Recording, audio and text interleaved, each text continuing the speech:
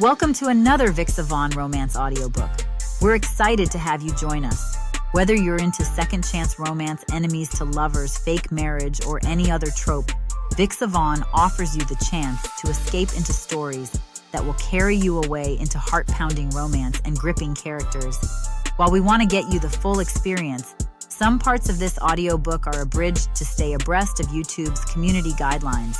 If you want the full experience, you can always head to Vixa Vaughn Romance and use code VIXA40 to get the unabridged version of this audiobook for 40% off. Now sit back and enjoy the show.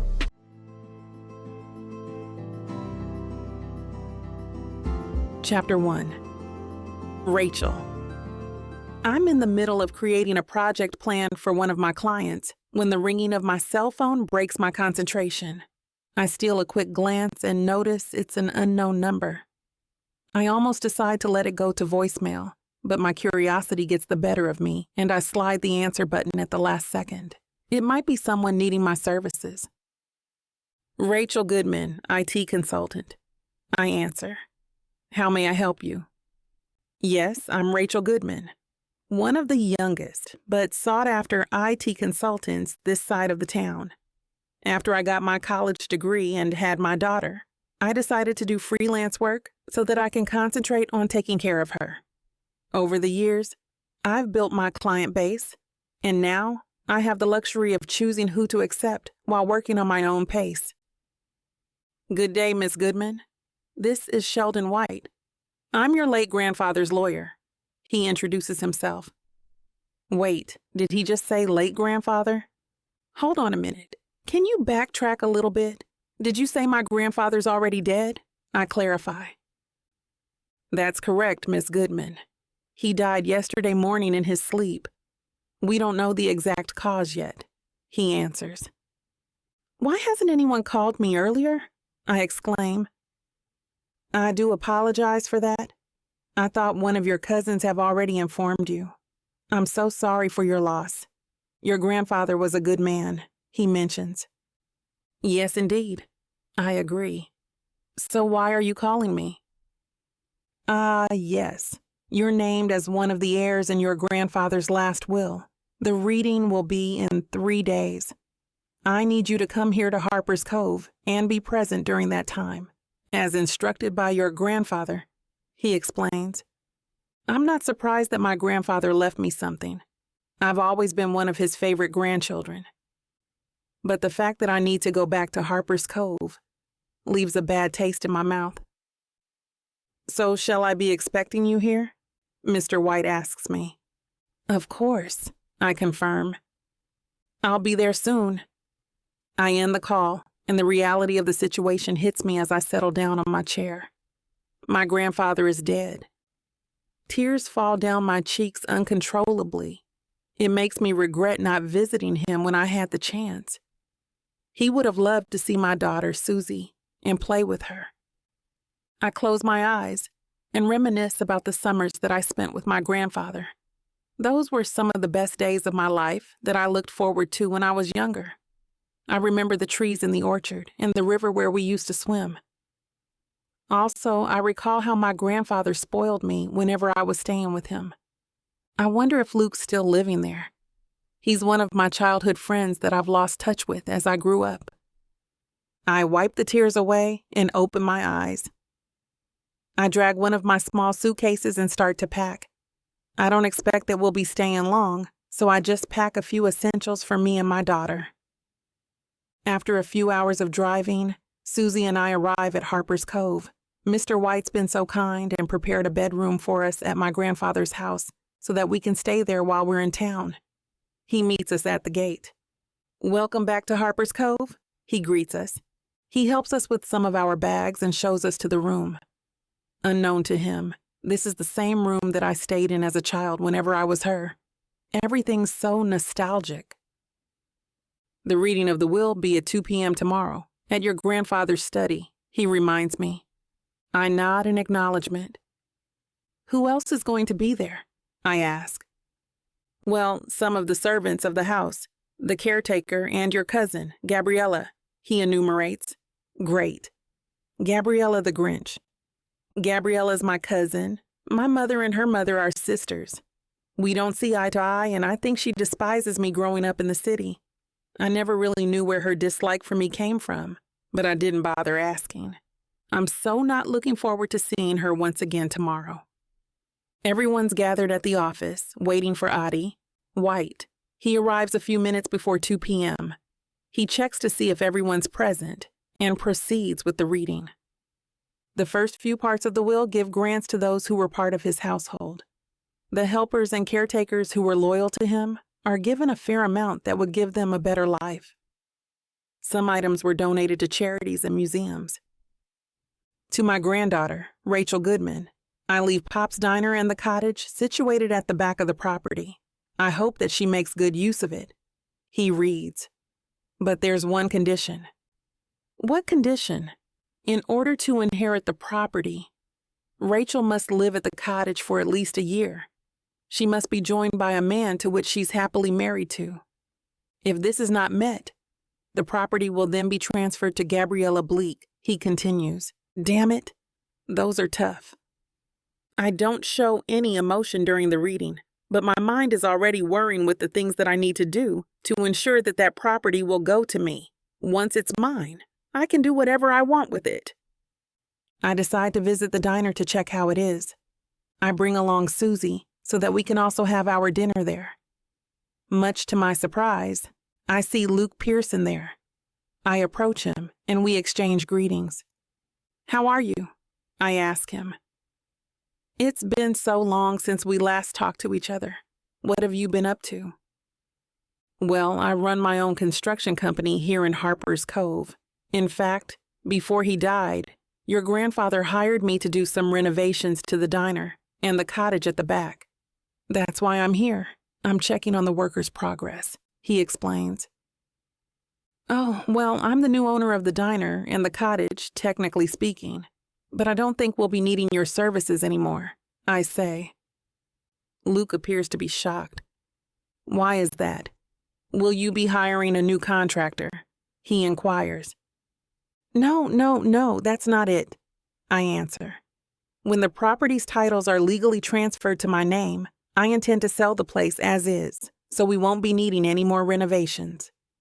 Sadness clouds Luke's eyes, but he just nods in understanding.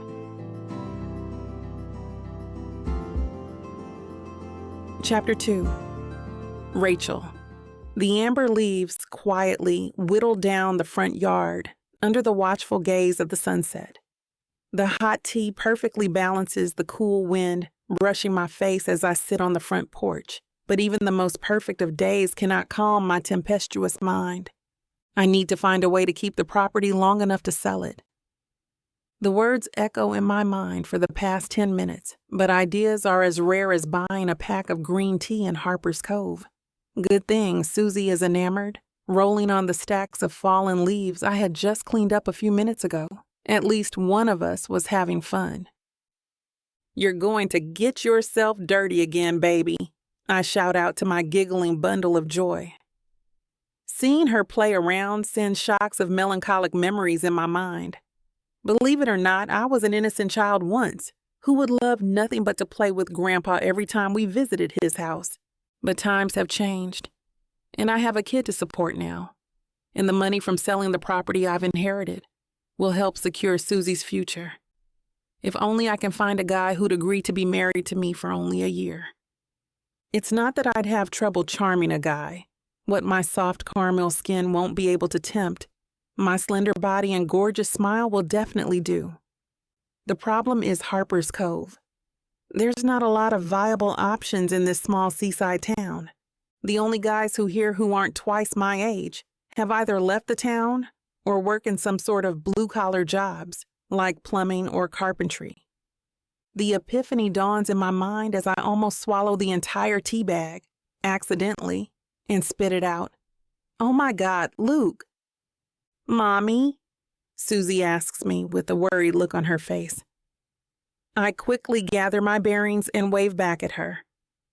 It's okay, baby. Come inside now. It's getting dark. The wheels start to turn in my head.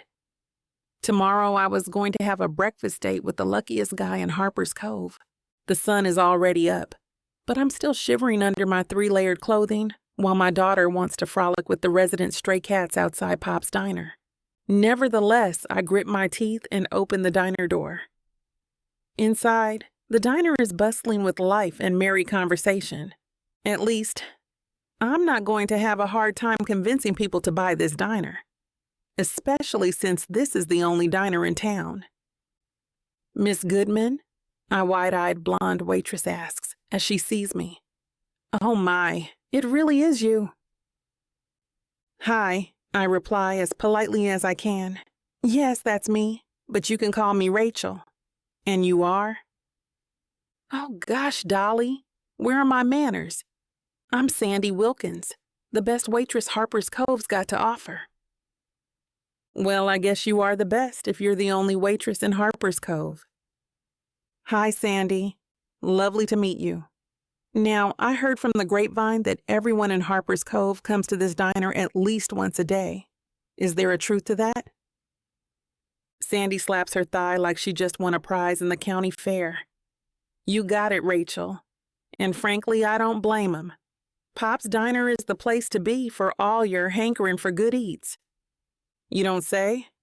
Have by any chance you've seen Luke Pearson come by?" "Oh, Lukey boy. Yeah, he's over yonder booth, Rachel." A rough-looking middle-aged man raises his empty glass and calls for Sandy. "Whoops, the audience calls for me. Excuse me while I entertain them, per se. Are you going to be all right here, Rachel?" "Luke's single, right?" Sandy looks at me curiously before answering the question. "Well, I suppose he is. He's too busy with work and—" "Then I'm going to be just fine, Sandy. In fact, I'm going to be just perfect," I say, with my eyes on Luke, somberly eating his breakfast in the far booth of the diner. Well, we need to stop meeting like this, Luke," I say with a tinge of sultry in my voice. "Is this seat taken?" "Hi, Uncle Luke," greets Susie beside me. Luke greets me with the happiest face I've ever seen. "Good morning to you too, Rachel." "None at all, please sit. What can I do you for?" Luke asks as he takes a sip of his black coffee. "So, remember how when we were still little, and you always had this big crush on me?" Without missing a beat, Luke spits out his coffee onto the unfortunate truck driver eating beside us. He quickly apologizes and discreetly hands him something, a cool $100 bill. Interesting. Either this town has had a lot of construction projects, or Luke isn't telling me something. "Geez, will you keep it down, Rachel?" Luke pleads as he sits back on the booth. "What are you even talking about?" "I'm talking about you confessing how much you wanted to marry me before I went home when summer was over," I tease. "We were like Susie's age when that happened. How could you even remember that?" he asks as his cheeks turn red. "Well, I do work as an IT consultant, and I'm here to tell you that today is your lucky day, Luke." It takes me around half an hour to tell Luke my plan. His face is almost frozen from the sheer bluntness of my plan. I snap in front of his face a few times before I can get a reaction from him. "So, what do you think?" "What do I think about pretending to marry you for 1 year just so you can sell off Pop's Diner, which I've been working on for the better part of the year, and the beautiful cottage your grandfather left for you?" I nod in anticipation as Luke furrows his brow and contemplates. His next words would surely change my life forever. Chapter 3. Luke, is this for real? Rachel smiles intently in front of me, waiting for my answer. But what would any sane man do at this point? None of the people around me seem to be listening to us, so that's good. For a minute there, I actually thought that a camera crew was going to pop out from the crowd and tell me that I'm being pranked live on national television. Not that it's a worse situation than the one I'm in. I wouldn't actually mind if Rachel just bursts out laughing and tell me she's joking. But she just sits there all prim and proper, and those gorgeous eyes. "So?" Rachel asks me. Damn it, why does she have to look so cute when she asks me that question? But she was right. I've always dreamed of being with her for the longest time already. Ever since she left this town all those years ago, I've only had her in my mind. Now that I think about it, I've just had a fight with my parents just last week on why I still didn't settle down when I'm breaking 30 years of age. And it's all because of this woman in front of me, waiting for me to answer her indecent proposal. I'm about to agree to her terms until I notice Susie talking with the other patrons of the diner, who immediately take a liking to her. "I've thought about your proposal," I calmly say. "And?" Rachel asks, her pupils getting dilated, like a tiger before pouncing on her prey.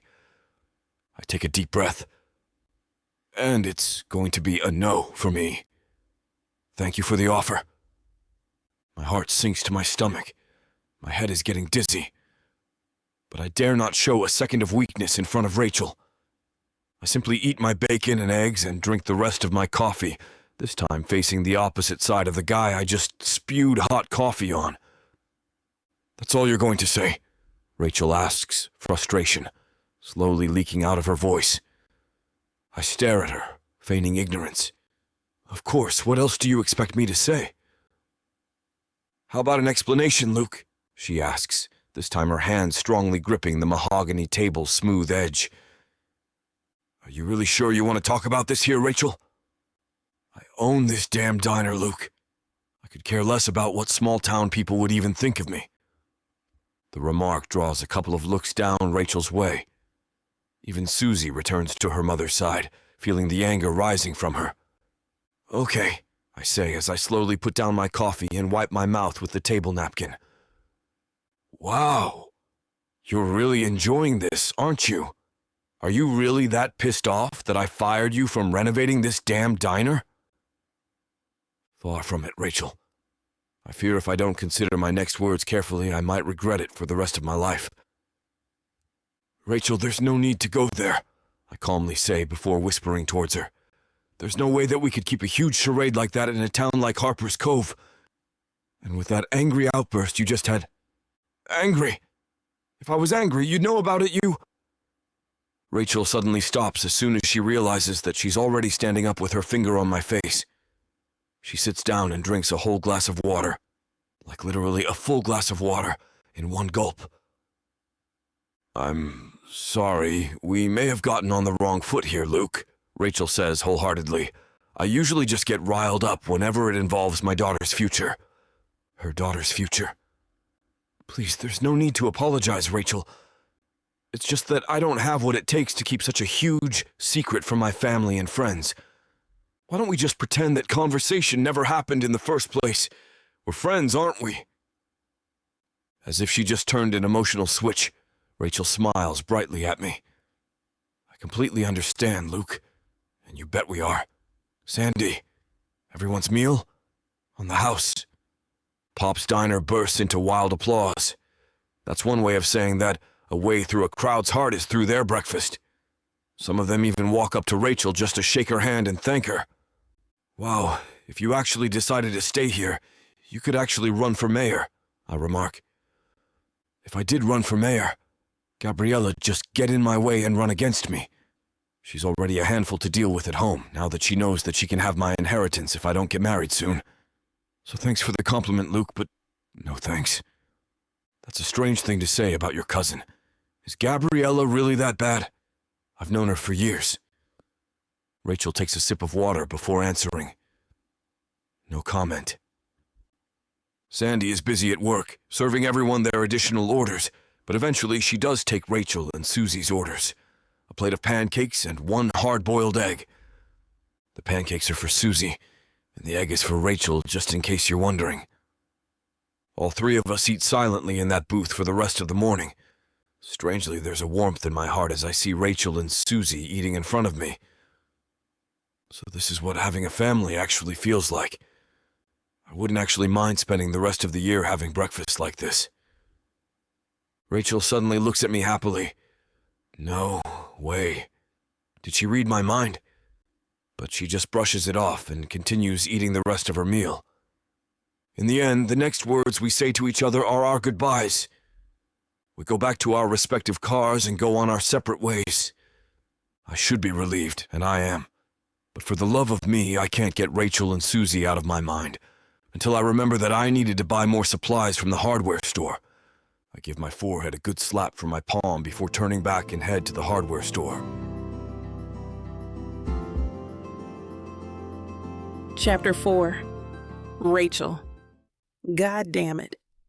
The car almost hits the garbage can as I park it just beside the hardware store. I can't afford any scratches on my car, especially with the check engine light that's been on for the last 3 months now. "Mommy?" Susie asks me from the passenger seat. It's just amazing how kids have that innate ability to know how their parents feel. That, or I've accidentally muttered my thoughts out loud again. "It's just fine, baby," I comfort her. "Now just stay in the car while Mommy buys a hammer in the hardware store, okay?" "But why?" Susie asks me before I can get out of the car. "So that I can fix the broken sink in the cottage, dear." "Why?" "Because some cute little angel decided to pour a bowl full of cereal in it," I reply back as I tickle Susie.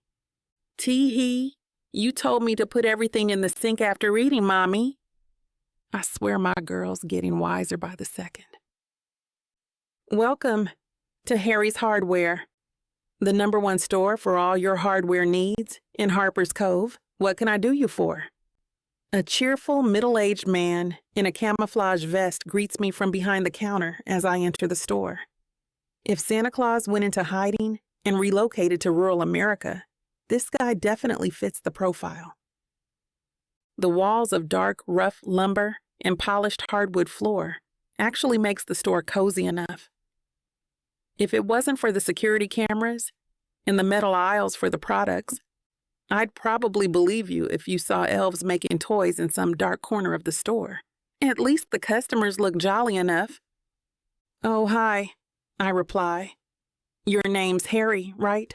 Thanks, but I'm just looking around." Harry quickly gets out of the counter and approaches me. "The one and only." "And no can do, Missy." Why, if there's anything that Harry won't do, is let an attractive woman such as yourself getting lost in this town, I'd be besmirching the great name of my family. Now, are you looking to hunt, fish, or maybe even try to find a fresh light bulb to replace the broken one in your house? Well, at least he's a gentleman. Close. I'm just looking for a hammer, really. If you can just point me to where the... Right this way, miss. Harry obliges as he points to an aisle at the back of the store. The door chime rings softly behind me. A cruel, cold wind brushes inside the store, a foreboding warning of terror to come. "Well, well, well, look at what the sea bass puked out," she says to me. "Gabriella." The words come out naturally the moment I see her scowling glare at me. "Good morning to you, too. We may be cousins and born in the same year, but the strands of white hair on her head and the wrinkles on her once youthful porcelain skin have made it look like I'm talking to the Wicked Witch of the East." "Good?" she snarks. "Well, it had been before I realized you were in here." "Good day to you, Gabriella," greets Harry. "What can I do you?" "Shut it, Harry," snaps Gabriella. "I'm talking to the traitorous thief here." Her eyes glare at me with nothing but vicious intent. But I ain't no pushover either, 'cause... I take one big step forward towards Gabriella. "Are you accusing me of stealing something, dear cousin?" She takes a step forward towards me as well. A few inches of tension in the air are the only thing that separates us. Accusing? It's a conviction, darling. You come here in your fancy big city boots and just come and take what's rightfully my family's. By this time, the jolliness of the customers inside the store is all but gone, as all eyes are on Gabriella and me. "Well, these boots are finna get shoved in your crusty butt if you can't walk the talk, 'cause Pops gave me the diner and the cottage in his last will. Or were you asleep the whole time? Your eye bags could sure use some straps." Gabriella grits her teeth. "Far from it, cousin. In fact, my ears were all attentive. especially the stipulation Pops put for you to keep the diner. Her laughs echo throughout the store. What's the matter, Rachel? Cat got your tongue? Oh. Maybe you've forgotten the stipulation with that teeny tiny head of yours. Well, good thing I'm here. She saunters around me and whispers in my ear, "Go find a husband, or go home, Rachel." It takes every strength in my body to keep myself from slapping her face from here to the coast, but somehow I endure it all. Gabriella continues to whisper, "I'll just bide my time here, because there's no man in this town crazy enough to marry a crazy, ugly tramp like you, Rachel. Not even Harry here, because it doesn't matter how much you've changed. You were ugly as a kid then, and you're just as ugly now. Screw this crap, I'm out." I head for the door out of the store, inadvertently pushing my cousin, who lands in a bucket of water. "Harry, why do you have a bucket of water lying around in the store? And why does it smell bad?" Gabriella complains. That's not actually water, Gabriella.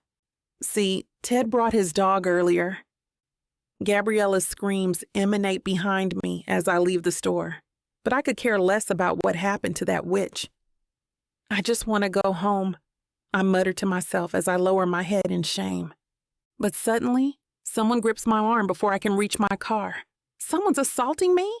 I whip out my pepper spray before the assailant can completely subdue me and spray as much pepper on his face. "Rachel," Luke wails in agony. Jesus Christ, it burns. "Luke, what the hell are you doing sneaking up on me like that?" I shout back as I hand him a water bottle. "I was shouting for you to notice me, but you just kept on ignoring me. Crap. Am I crying blood? Doesn't matter. Look, I saw what Gabriella did back there, and I've decided to accept your offer." "You will?" I scream as I hug him. "Thank you. You won't regret this at all," says the woman who pepper sprayed me.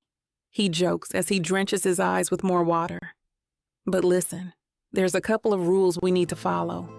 Bring it on, Luke." Chapter 5. Luke, how are your eyes? Rachel asks out loud from the living room. Fine and dandy, thanks, I shout back as I pour a carton of milk on them. Hey, you're right, milk actually does do the trick. Yeah, well, I spent a few years protesting in New York, so you kind of pick up a few things and they're trying to survive the horrible stuff the riot police unleash on you and your friends, she confesses. Are you sure that's enough?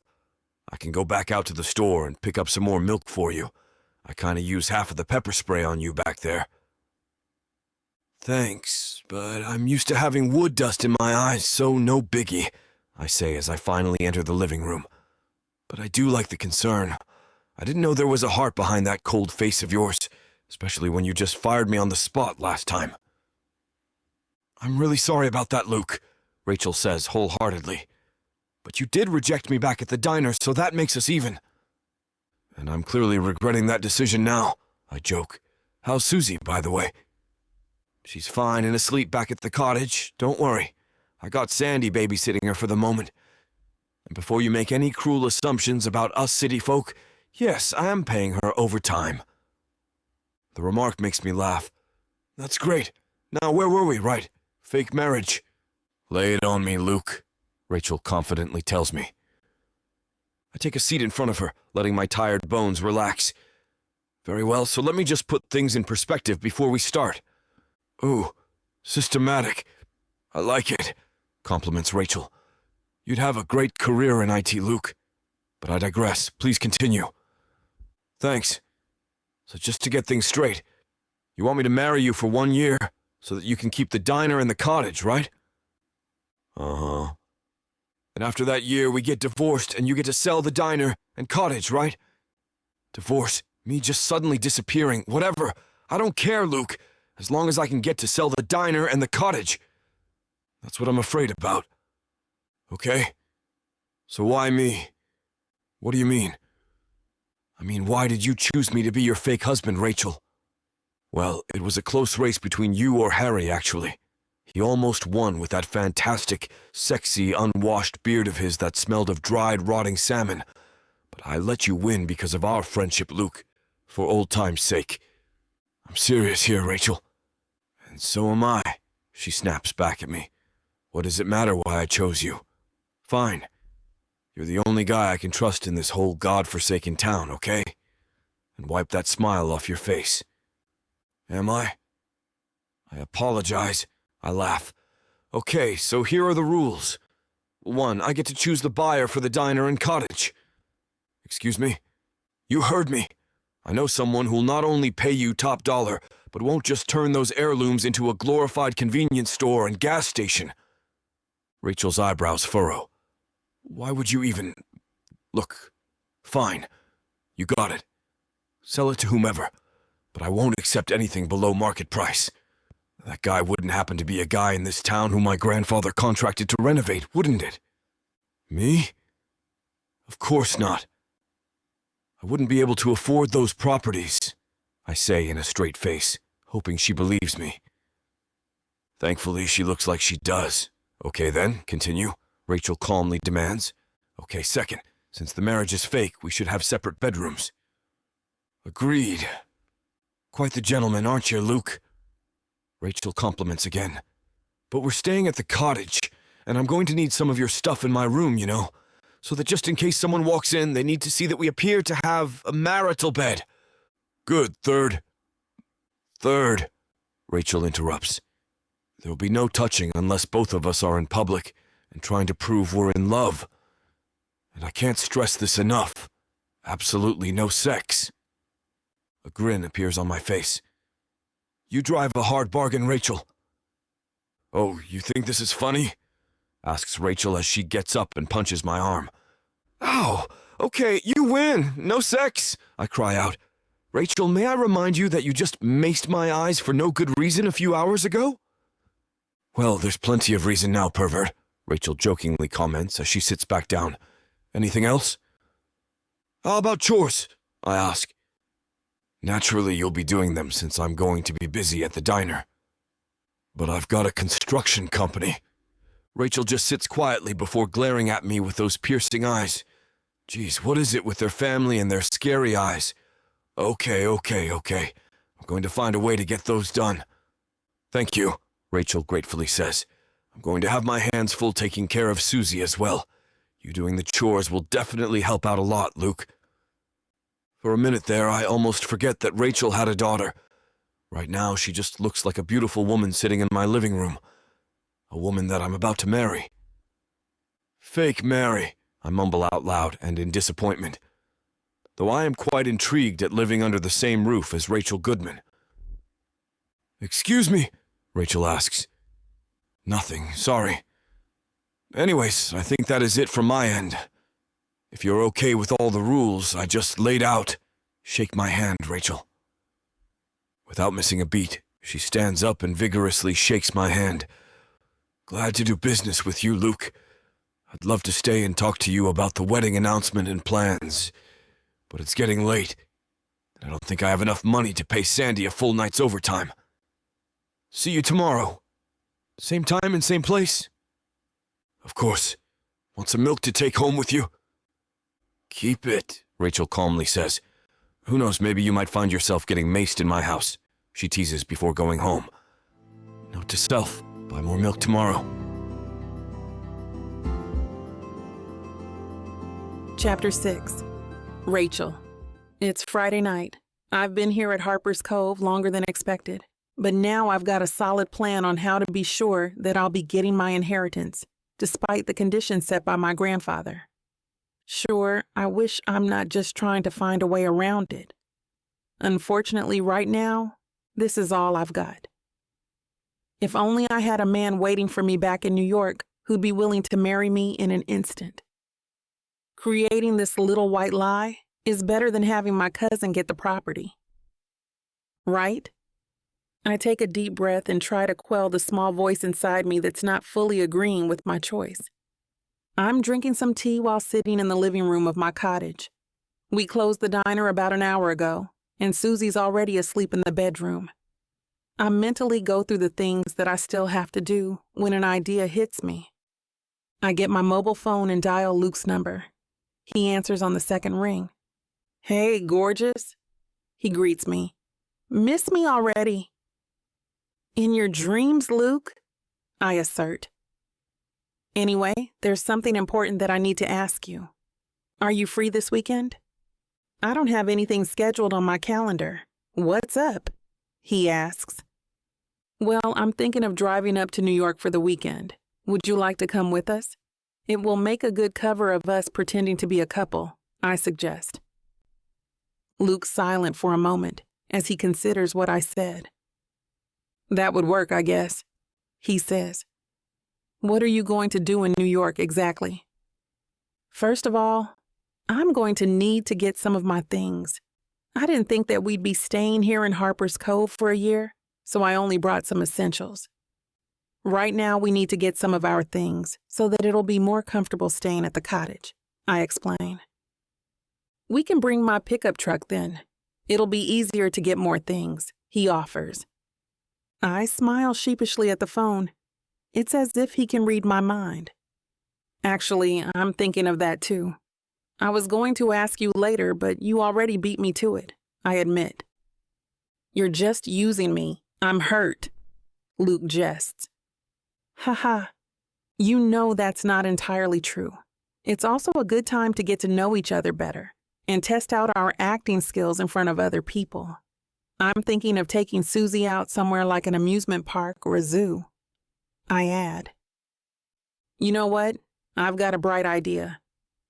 Once we're back here from New York, we can tell everybody that we already got married in a civil ceremony. Then we can start with our plan," he proposes. "That's brilliant," I exclaim. "I'll be at your gate at 9 a.m. to pick you and Susie up. See you tomorrow," Luke says. Asterisk, asterisk, asterisk. We arrive in New York and spend the rest of the weekend being a couple, doing things together. Even Susie seems happy with our new arrangement. We go to an amusement park where Susie enjoys playing games and going on rides. She found a new playmate in Luke who indulged her every request. I make sure to do a little tour of New York for Luke. I make arrangements for our current apartment, and I get the stuff that I think we'll be needing. Once everything is ready, Luke helps me load all of the things into his truck. Then we drive back to Harper's Cove. Now the real acting starts. Our first stop is at the diner. We're already famished by the time that we arrive that we decide to eat dinner. One of the waitresses goes up to us to get our orders. "So, what will you be having, dears?" she asks. "We didn't see you around here the past days. How's your weekend?" I told her that we spent the weekend in New York City with Susie. Then I clear my throat, and with a louder voice, sort of make an announcement. "One more thing," I say. "Luke and I got married." I smile and show off the golden band that's now resting on my left ring finger. The waitress is shocked for a little bit, and then she shouts and claps, getting everyone's attention. "Everybody," she shouts, "let's congratulate the newest couple in town, Mr. and Mrs. Luke Pearson." Thunderous claps and shouts erupted from the guests in the diner. A cake is given to us in celebration. Luke moves in with Susie and me to the cottage, and as expected, word travels fast across the little town. Soon everyone knows that we're married. In the following days, we make it a point to let our presence as a couple be seen and felt by the townspeople. We go out in public together, visiting the stores, eating in the diner, and doing other errands. One Friday night, we leave Susie with Sandy once again so that we can attend the night dance event that the town holds at the old barn. I'm surprised that Luke is a good dancer. We show our moves at the dance floor, and we even win the Couple of the Night award. As the days pass by and we continue to fake and act out our marriage, I find that my feelings are growing stronger. I'm not yet ready to discover what they really are, but I find myself enjoying our excursions in town, since I have the excuse to touch and kiss Luke at every opportunity that I get. He seems to be enjoying it too. I'm confused about what I'm feeling. Is this life imitating art, or art imitating life? Little by little, the tension and sexual energy build up between Luke and me, especially when we're alone together at the cottage. There are now more than a few unintentional glances and touches that might lead to something else. I wonder how long we'll last doing this and who'll break first. Chapter 7. Luke, I have to admit Rachel and I have been putting on this horse and pony show for the whole town to see, and yet none of them are the wiser. It's kind of exhilarating, being able to put one over some of the townsfolk. It's like Rachel and I are privy to our own little secret, and it's been fun. Our dates are everything that I've dreamed of and more. We laugh and have meaningful conversations. But most importantly, I don't have to be anyone but myself around her. Rachel, despite not knowing the fact that I'm obscenely rich, likes me just the way I am. I've been hounded by a couple of harpies who thought that they could get rich quick just by being with me. But Rachel, she's the real deal. Rachel isn't fake like most women that I've met. If my crush on Rachel was anything to go by, I can only conclude that even as a young boy, I've already had great taste in women. The time I've spent with her thus far has only solidified those feelings. And let me just say, the sexual tension that's been slowly building between us is so thick that it's been driving me, and by extension my manhood, very much insane. Blue balls are apparently the real thing, but, oh well. A bit of discomfort in my pants is a small price to pay for getting to be with those two amazing people. For the past few days, living with Rachel and Susie has been getting more and more comfortable. It's nice waking up every morning feeling like I've got a real family. Family, huh? Don't forget that this is all fake, Luke. Daddy, carry me! Susie squeals, tugging on the hem of my pants. See, this right here is making it so hard for me to separate fiction from reality. How can anyone resist someone so adorable? It honestly makes my heart swell 3 sizes bigger whenever I hear Susie call me Daddy. She's such a precious little gem. I laugh as I grab hold of her tiny arms and swing her through the air. Susie's squeals of delight permeate through the small but cozy walls of the cottage. I throw her up into the air and catch her, cradling her in my arms. I can't help but sigh in content. This is the life. I look into big brown eyes that are very similar to those of her mother's. Do you want to help me make some pancakes before Mommy comes back from the store? Susie bobs her adorable head excitedly. I chuckle, seating her on the kitchen counter while I gather all the ingredients. I manage to put everything in the bowl and ask Susie to start mixing it.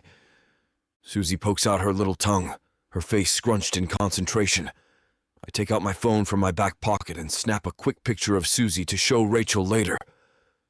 I admire my photo for a couple of seconds, and when I look up, I find Susie blowing flour in my face. "Oh, you're going to pay for that!" I exclaim, grabbing some of the soft white powder to blow back at her. Susie retaliates, throwing handfuls of flour at my face. I laugh, trying to catch the little ninja. Susie jumps under the table and I pretend that I don't see her little legs sticking out. I wonder where Susie could be, I say out loud, eliciting giggles from under the table. I bend down the table and grab her. "Daddy!" Susie squeals, her peals of laughter filling the entire cottage. Ahem. The familiar clearing of someone's throat catches my attention. My eyes snap up to meet with hers, and wow. Rachel's normally soft brown eyes are ablaze, like hot melted chocolate on a cold winter's day. I swallow the sizable lump in my throat. "Hey, darling," I emphasize the endearment. "We were just..." I trail off, trying to think of a good excuse. "Making pancakes," Susie interrupts. Rachel raises a questioning eyebrow, still looking very pissed. Rachel crosses her arms over her chest, tapping her foot impatiently on the fine white-tiled floor of the kitchen. "I'm waiting," Rachel says in such a way that makes me feel like a scolded little boy. "Waiting for what?" I ask, trying to put on hold the inevitable. "For an explanation for this mess," Rachel says heatedly. "Oh, right. An explanation for the mess.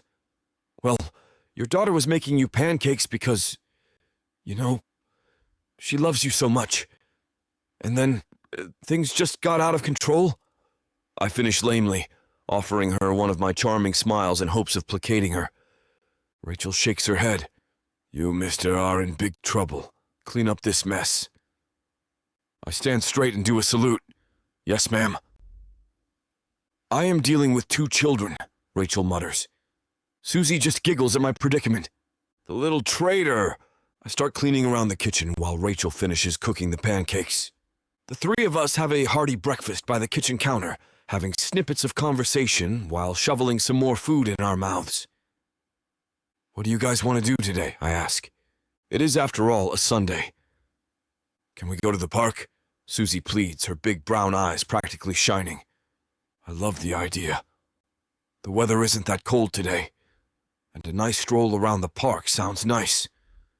I look to Rachel for confirmation, and she agrees. Susie whoops excitedly. The 3 of us spend the entire morning at the park, with Susie building a pile out of leaves so she can jump on top of them. Rachel and I just watch amusedly as Susie has her fun like a kid should when surrounded by nature. Oh, I wanted to show you something, I say, taking out my phone to show her the picture of Susie mixing up all the ingredients for the pancakes that we ate earlier. Rachel's eyes soften. You're really good with her. I laugh. I'm the fun parent. Rachel smacks me on the shoulder. Next time, just don't make a mess when you do your father and daughter bonding. Father and daughter bonding. The words echo in my mind tauntingly. As we go through the rest of the day having fun together as a family, it's easy to forget that this arrangement isn't permanent. I can't explain it, but there's a heaviness to my heart when faced with the daunting reality of how finite my time with them truly is. Get it together, Luke. I agreed to this setup, so I need to face the consequences of it all like a man. Chapter 8. Rachel. Seeing how Luke gets on so well with Susie makes my heart flutter. A few days after we came back from our supposed marriage, Susie has taken a real shine to Luke, even more so when we started living together like a real family. Susie was so ecstatic that she took to calling Luke Daddy. It was funny how Luke's eyes grew to the size of milk saucers when Susie called him Daddy so casually, like it was the most normal thing in the world. Not like I'm one to judge, because I could have sworn my heart stopped for a second or two. We didn't have the heart to tell Susie otherwise. So as the days go by, Susie calling Luke Daddy just became the norm for us. I'd be lying if I said that I wasn't scared, though. How is this going to affect Susie once we go back to the city, leaving Luke in Harper's Cove? I shake my head, trying not to dwell on the negative side of things. Luke went along with this plan for our sake, and to be honest, having him around makes the humdrum life of a small town so much more bearable. Let me get that for you, Luke says, opening the door for us at the diner. After a nice relaxing morning spent at the park, the 3 of us decide to grab some lunch at the diner. Besides, Susie wants to go say hi to Sandy. Sandy notices us entering the diner and greets us with one of her megawatt smiles. Susie wastes no time in trotting over in her direction. Sandy easily scoops her into her arms and gives Susie a little kiss on the cheek. Would the happy couple be dining with us today? Sandy asks, before gently putting Susie back down. Luke wraps an arm around my waist, tugging me close to that toned athletic body of his.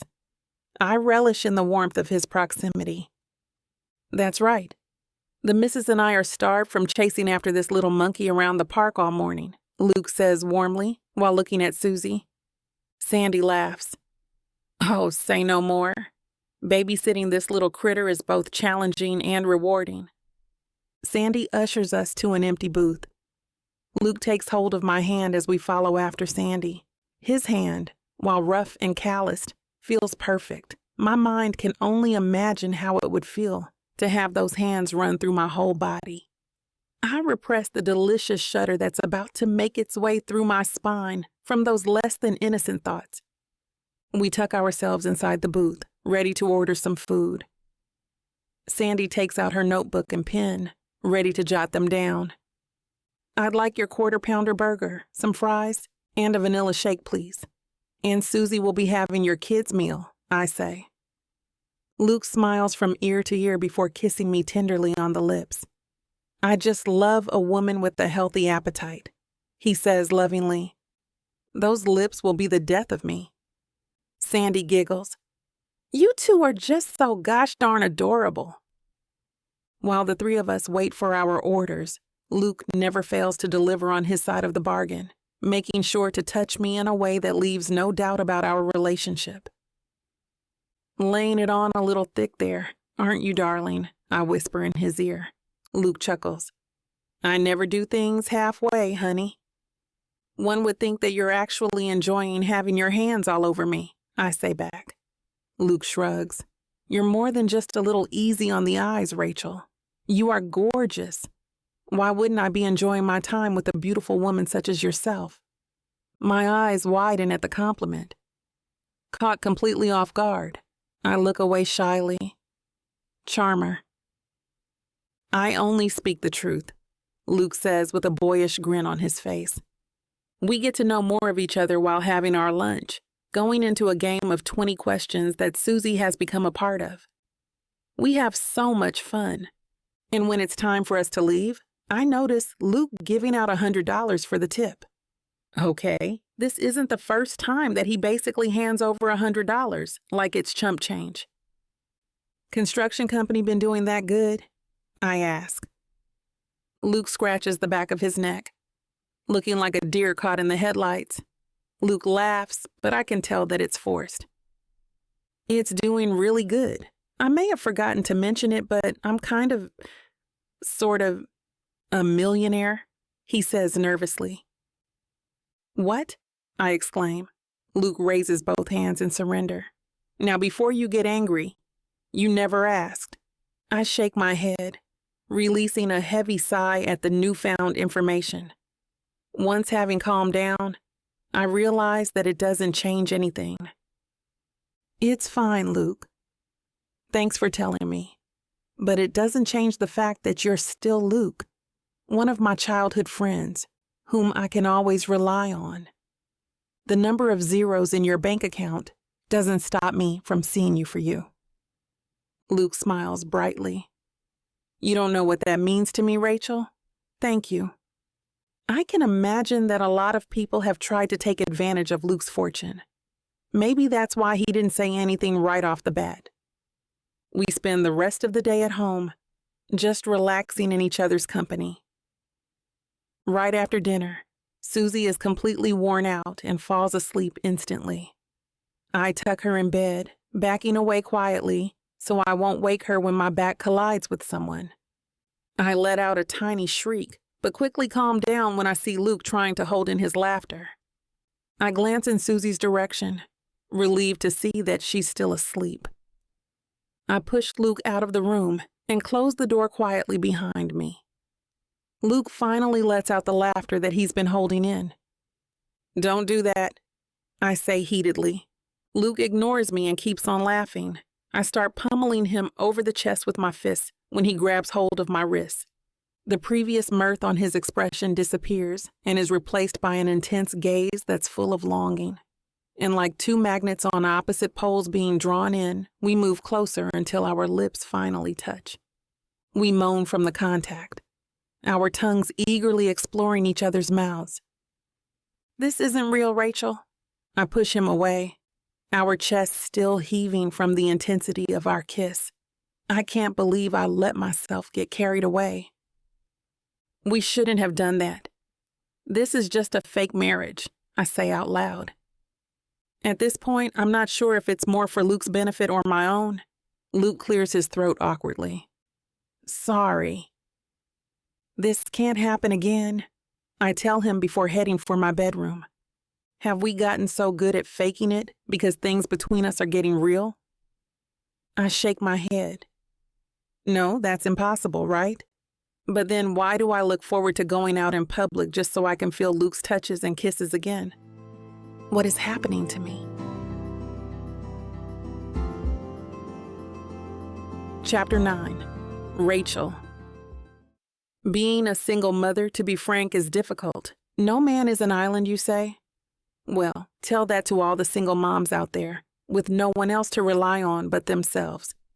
For years, I managed to look after Susie while keeping myself employed to keep a roof over our heads. There was no one I could trust to help me with raising my daughter. I had to do everything on my own. Then I moved into this small town and got reunited with Luke Pearson, my childhood friend. Who would have thought we'd end up in a fake marriage? Of all things. And as I spend each day with him, it feels like the weight of being a single mother, a one-woman island, has greatly diminished. For the first time in my life, I feel like there's someone that I can truly depend on. Luke takes care of almost all the chores around the cottage. He's so good with his hands and can easily fix anything that gets broken. But most of all, when it comes to Susie, I know that I can trust him. This whole arrangement with Luke has been good for me, and getting to know Luke has been very enjoyable for me.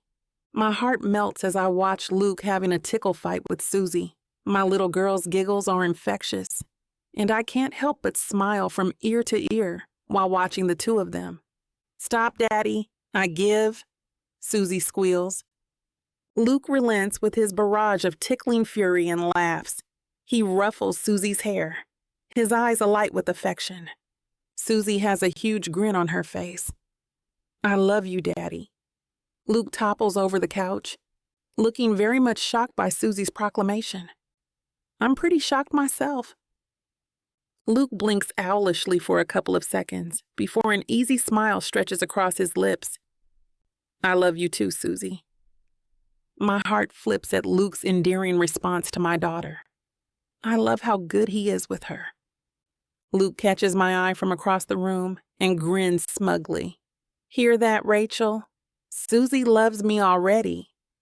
I roll my eyes playfully, a genuine smile tugging the corners of my lips. "You goof." The three of us bond, watching Mulan on the couch as per my daughter's request. Luke and I are cuddled on the couch, with Susie's tiny frame huddled close to my side. We're draped under the warmth of a woolen blanket, and the moment feels perfect. At the end of the day, I have to remind myself that this setup is only temporary, and for some reason that causes an uncomfortable twinge in my chest. Tonight is one of our so-called date nights. To convince the town of our whirlwind romance, Luke and I have set up an agreement to continue going out in public as a couple, to stomp out any residual doubt from any of the townsfolk. Tonight, Luke has invited me to go dancing, and I'm already excited. "Ready to go?" he asks, wearing some nice jeans with a leather jacket. My eyes trail over his gorgeous frame, biting my lower lip in appreciation. Luke Pearson is one hell of a gorgeous male specimen. His gaze sweeps over my appearance, and with the way his blue eyes darken ever so slightly, I can tell that he likes what he's seeing too. "Yeah, let's go," I reply, pretending not to notice the palpable sexual tension between us. He takes me to a barn that has a local band playing. He pulls me up to the dance floor. Our bodies press closely against the other as we dance the night away. Our bodies move in sync with the beat, my behind grinding against Luke's hard crotch. His grip on my hips tightens.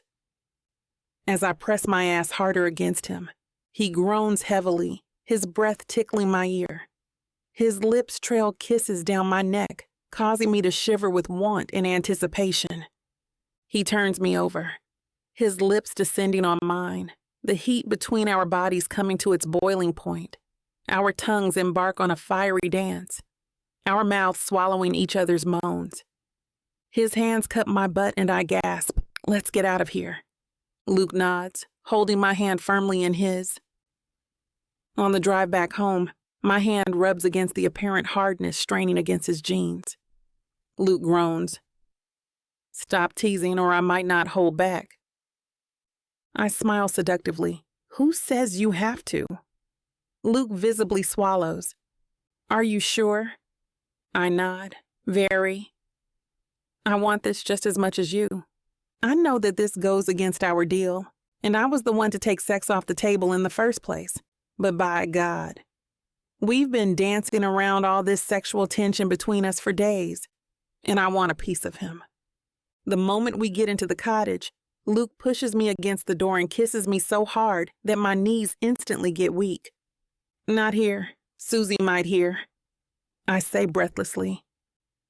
If you want to know where this spicy scene is headed, you won't be able to hear it now due to this platform's guidelines and restrictions. But we want to make it up to you by offering the unabridged version of any Vixa audiobook, including this one, for 40% off. All you need to do is go to vixavonromance.com and use code VIXA40 at checkout. Are you enjoying the story so far? Let's get back into it. I hope you're enjoying this audiobook by Vixa Vaughn. If you want to keep hearing more audiobooks, then please hit that subscribe button and like the video. It may seem insignificant, but the more people that subscribe, the easier it is to produce more audiobooks in the future. So please help us out and subscribe to our channel. Thank you for listening, and now back to your book.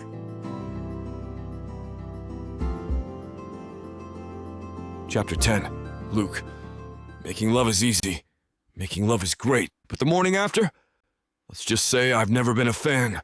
Awkward conversations after a night of screwing. Yikes. I used to sneak out at the crack of dawn just to avoid all the awkwardness. But looking at Rachel sleeping peacefully, mouth slightly open in the most adorable way, I can't help but retract my previous statements. Because to wake up beside a woman like her, it's something that I can picture myself getting used to. Although I won't deny that I'm nervous about how she'll react once she wakes up. I mean, we did break that one sacred rule of no screwing that she heavily imposed at the start of this whole deal. I don't even know how I'm going to act around her. Should I play it cool? Should I make a big deal out of it? Should I invite her to talk about it, to clear the air? Rachel stirs, stretching lazily on the bed, giving me the perfect view of her tits peeking out of the comforter. Damn, that's hot. It looks like this is it, the moment of truth. Rachel's eyelids flutter open, her soft brown eyes, dazed and unfocused. Her gaze slowly shifts in my direction, and her face scrunches in confusion. Then slowly, I can see realization creeping in as her eyes widen, probably at the recollection of our extensive screwing last night. So adorable. Good morning, I tell her, the corners of my mouth curled upwards into a smile. Hey, she squeaks. So, I start. She clears her throat. Yeah, so, that happened, huh? I chuckle. It did. Do you think maybe we can forget about this? Rachel asks shyly, her eyes not meeting my own. Ouch. All right, cool, no problem, I manage to say, slipping off the bed to get out of her hair. Wait, Rachel calls when I'm already halfway through the door. Yeah? I ask. She pauses for a few seconds and takes a deep breath. I had fun last night, thank you. I smile genuinely at her admission. Yeah, me too. I try to gather my courage, wanting to ask her out on another date. I just want to make everything less awkward. So tonight's the fall festival. Do you maybe want to go with me? I ask. Rachel smiles warmly. Yeah, sure. I've never tried going to one before. My heart does a little tap dance. Great. We should bring Susie and make a family day out of it, I suggest. Rachel beams at my suggestion. Sure, she's going to love it. When faced with a smile like that, all I know is that tonight couldn't come fast enough. Mommy! Daddy! Let's go! Susie bounces excitedly. I smile fondly at this little ball of energy. The fall festival in this town is a pretty lively event. It's kind of like a carnival with rides and everything. There's even a huge corn maze. There are also over 100 food stalls with apples and pumpkin as the main theme. The pies and candied apples are amazing. Patience, Susie, Rachel says, obviously amused at her daughter's excitement. We arrive at the fair and the mother-daughter pair look very impressed. Susie's eyes widen like saucers, the excitement coming off her in waves. Look at all the pumpkins! Susie exclaims. We go from booth to booth, trying out all the games and food that the festival has to offer. Susie practically falls in love with the pumpkin pies. Rachel is having fun looking at all the crafts they've got on display. The three of us hold hands to make sure that we don't get separated due to the large crowd. And I love how it feels like we're a real family. Susie also gets us to try most of the rides. Rachel draws the line with roller coasters, though. She deems them as unsafe for her little girl, which I'm inclined to agree, seeing as Susie's only a 3-year-old. I've always wanted to go through a corn maze, Rachel comments, looking at the sign pointing towards the maze. I grin. Well, let's go. That's what we're here for. I want you and Susie to have the full fall festival experience. The three of us enter the maze. Susie gets a little scared of the scarecrows, but Rachel easily reassures her that they aren't going to move and eat her. Susie starts getting tired, so I put her over my shoulder. Do you want to go home already? I ask her. Susie shakes her head frantically. I still want to look around. Okay, but if you start feeling really tired, you tell us, Rachel says. Yes, Mom, Susie replies. As soon as we get out of the maze, we bump into Sandy. Sandy! Susie exclaims. Hello to my favorite family. How are you folks liking the festival so far? Sandy asks with a wide-toothed smile. Rachel smiles warmly. It's wonderful, Sandy. We don't get this sort of thing in our city. Mommy, can I hang out with Sandy for a while? Susie pleads. Rachel looks at Sandy with uncertainty, almost asking if it's all right with her. Sandy just smiles warmly at us and says she doesn't mind looking around the place with Susie for a bit. All right, let's meet back here in 30 minutes, Rachel asks. Sandy nods. Sure. You two have some fun. Rachel then turns to me, a huge smile on her face. I want to try going into the haunted house. I've never tried going in one before. Oh, man. Haunted house? You want to go into the haunted house? I ask nervously. Rachel nods. Yeah. We can't exactly go when Susie's with us. It'll scar her for life. What about how it'll scar me for life? Okay, I managed to say. I want Rachel to have a good time. I can suck it up and endure a few minutes in a haunted house, right? I scare pretty easily, so haunted houses aren't exactly my thing. But for Rachel, I'm willing to go through giving myself a mild heart attack. As the line towards the entrance gets shorter, my heart pounds faster. You ready? Rachel asks. Yup, I croak. Rachel raises an amused brow. Why is your hand so sweaty? I scratch the back of my neck. What? My hand just does that sometimes. I don't want to tell her that I'm nervous. That would be embarrassing. You're not scared, are you? She teases. What? No way! I deny. Once inside, everything's dark. My grip on her hand tightens. A creature that looks to be a hybrid between a ghost and a zombie jumps out from the side. In my sudden shock and fear, I end up pulling Rachel with me, running to the opposite direction of where the creature jumped out of. Luke! Rachel laughs. I think it's gone! She shouts. Because of the darkness, I miss the wall in front of me and end up colliding against it. My back hits the floor instantly. Oh my God, Luke, are you okay? Rachel asks, kneeling right beside me. Fine, I gasp. Rachel heaves a heavy sigh before laughing yet again.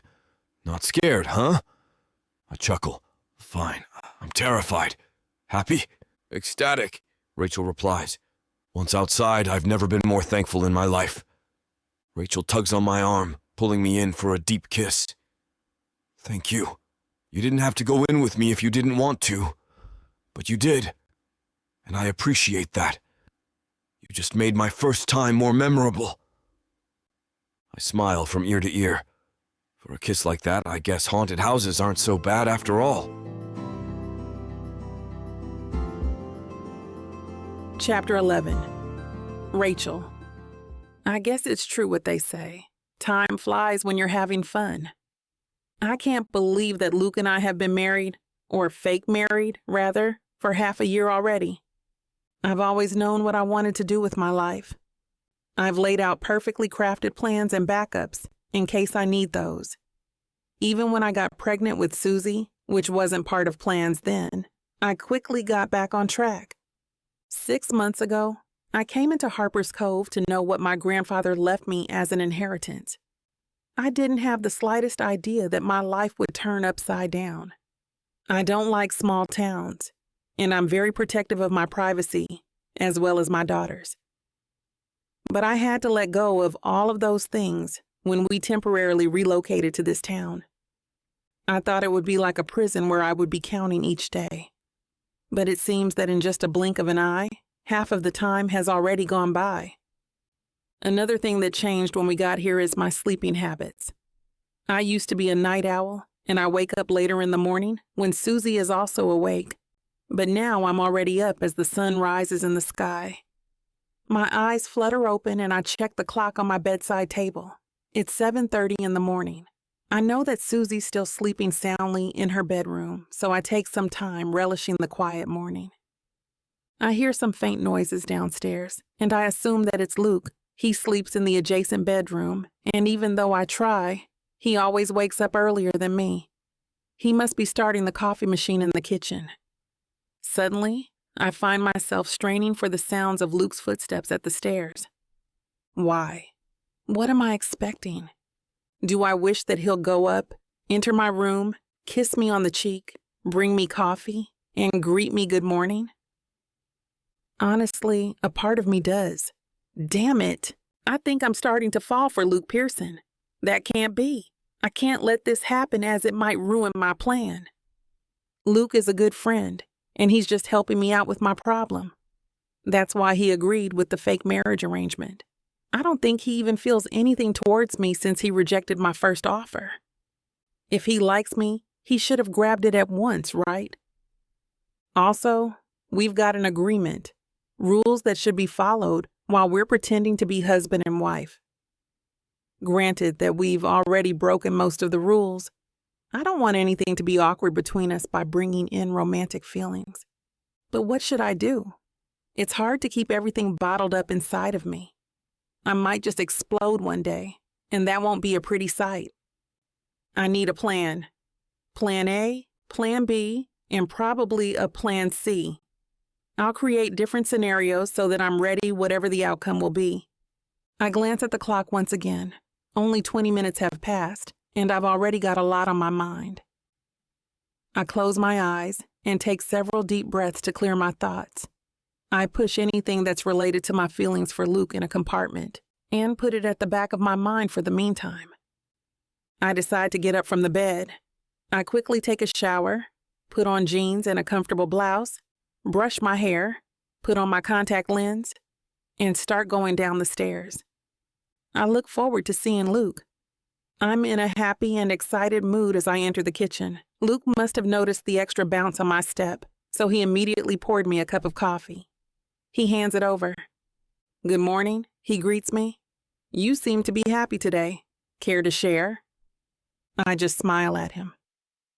Well, I just realized that we're on our halfway mark. Just a little more and this cottage and the diner will be legally mine. Then we can stop the charade and move on with our lives, I say. I see sadness pass by Luke's eyes. Then he forces a smile. I immediately change the topic. "So what's for breakfast?" The wonderful smell drifted up to my bedroom, I mention. I prepared some toast, scrambled eggs, sausages, and ham. He proudly answers. "Let's eat." I join him at the table, and we start to eat our food. We talk about our plans for the day, which includes doing a grocery run, visiting the diner, and checking on the renovations. "By the way," I say, "Susie wants to go and swim by the river on the weekend. Do you think we can?" "I don't think we've got anything scheduled for the weekend, but let me double check on that and I'll let you know," he answers. We continue eating in companionable silence. "I just remembered there's a new movie coming up tomorrow. Would you like to watch it with me?" Luke asks. "We can get Sandy to babysit for a while. I think she can also use the extra money." "I'd like that," I reply. "I think it's been a while since I went to the movie theater." Suddenly, Luke stands up and goes towards the living room. He comes back with an envelope. I wonder what that is. He hands it to me. At the front, my name is scribbled in messy handwriting. It's a letter for you. I found it earlier in the mailbox. He explains. I open the letter and read what's inside. My good mood instantly turned sour. Luke sees that my eyebrows are knitted together as I continue to read. Why? What's wrong? He questions me. It's from Gabriella, I say. From the tone of my voice, I know that Luke understands this isn't good news. What does she want? He inquires. As usual, she says that she knows there's something fishy about our relationship and that she's already found proof that we're frauds. She's threatening to expose us. I'm not sure if it's real or if she's just bluffing. I describe what's in the letter. Luke's silent for a moment, in deep thought. You know, I've never liked Gabriella, even before, he mentions. Lately, she's been giving us a lot of trouble. We should be prepared for the worst. Yeah, you're right. I agree with Luke. We should be extra careful, too. Chapter 12. Luke. I used to have the biggest crush on Rachel when we were younger. I remember that I looked forward to summer vacation because I knew she'll come down here to Harper's Cove and spend time with her grandfather. Those are the memories that I kept deep in my heart. I didn't expect several years later I'll be taking on the part of her fake husband and playing house with her. I admit that I didn't agree to the plan at first, but I'm willing to do anything to help her out. I enjoy doing things for her, little things that I know would make her smile. And I like taking care of little Susie, too.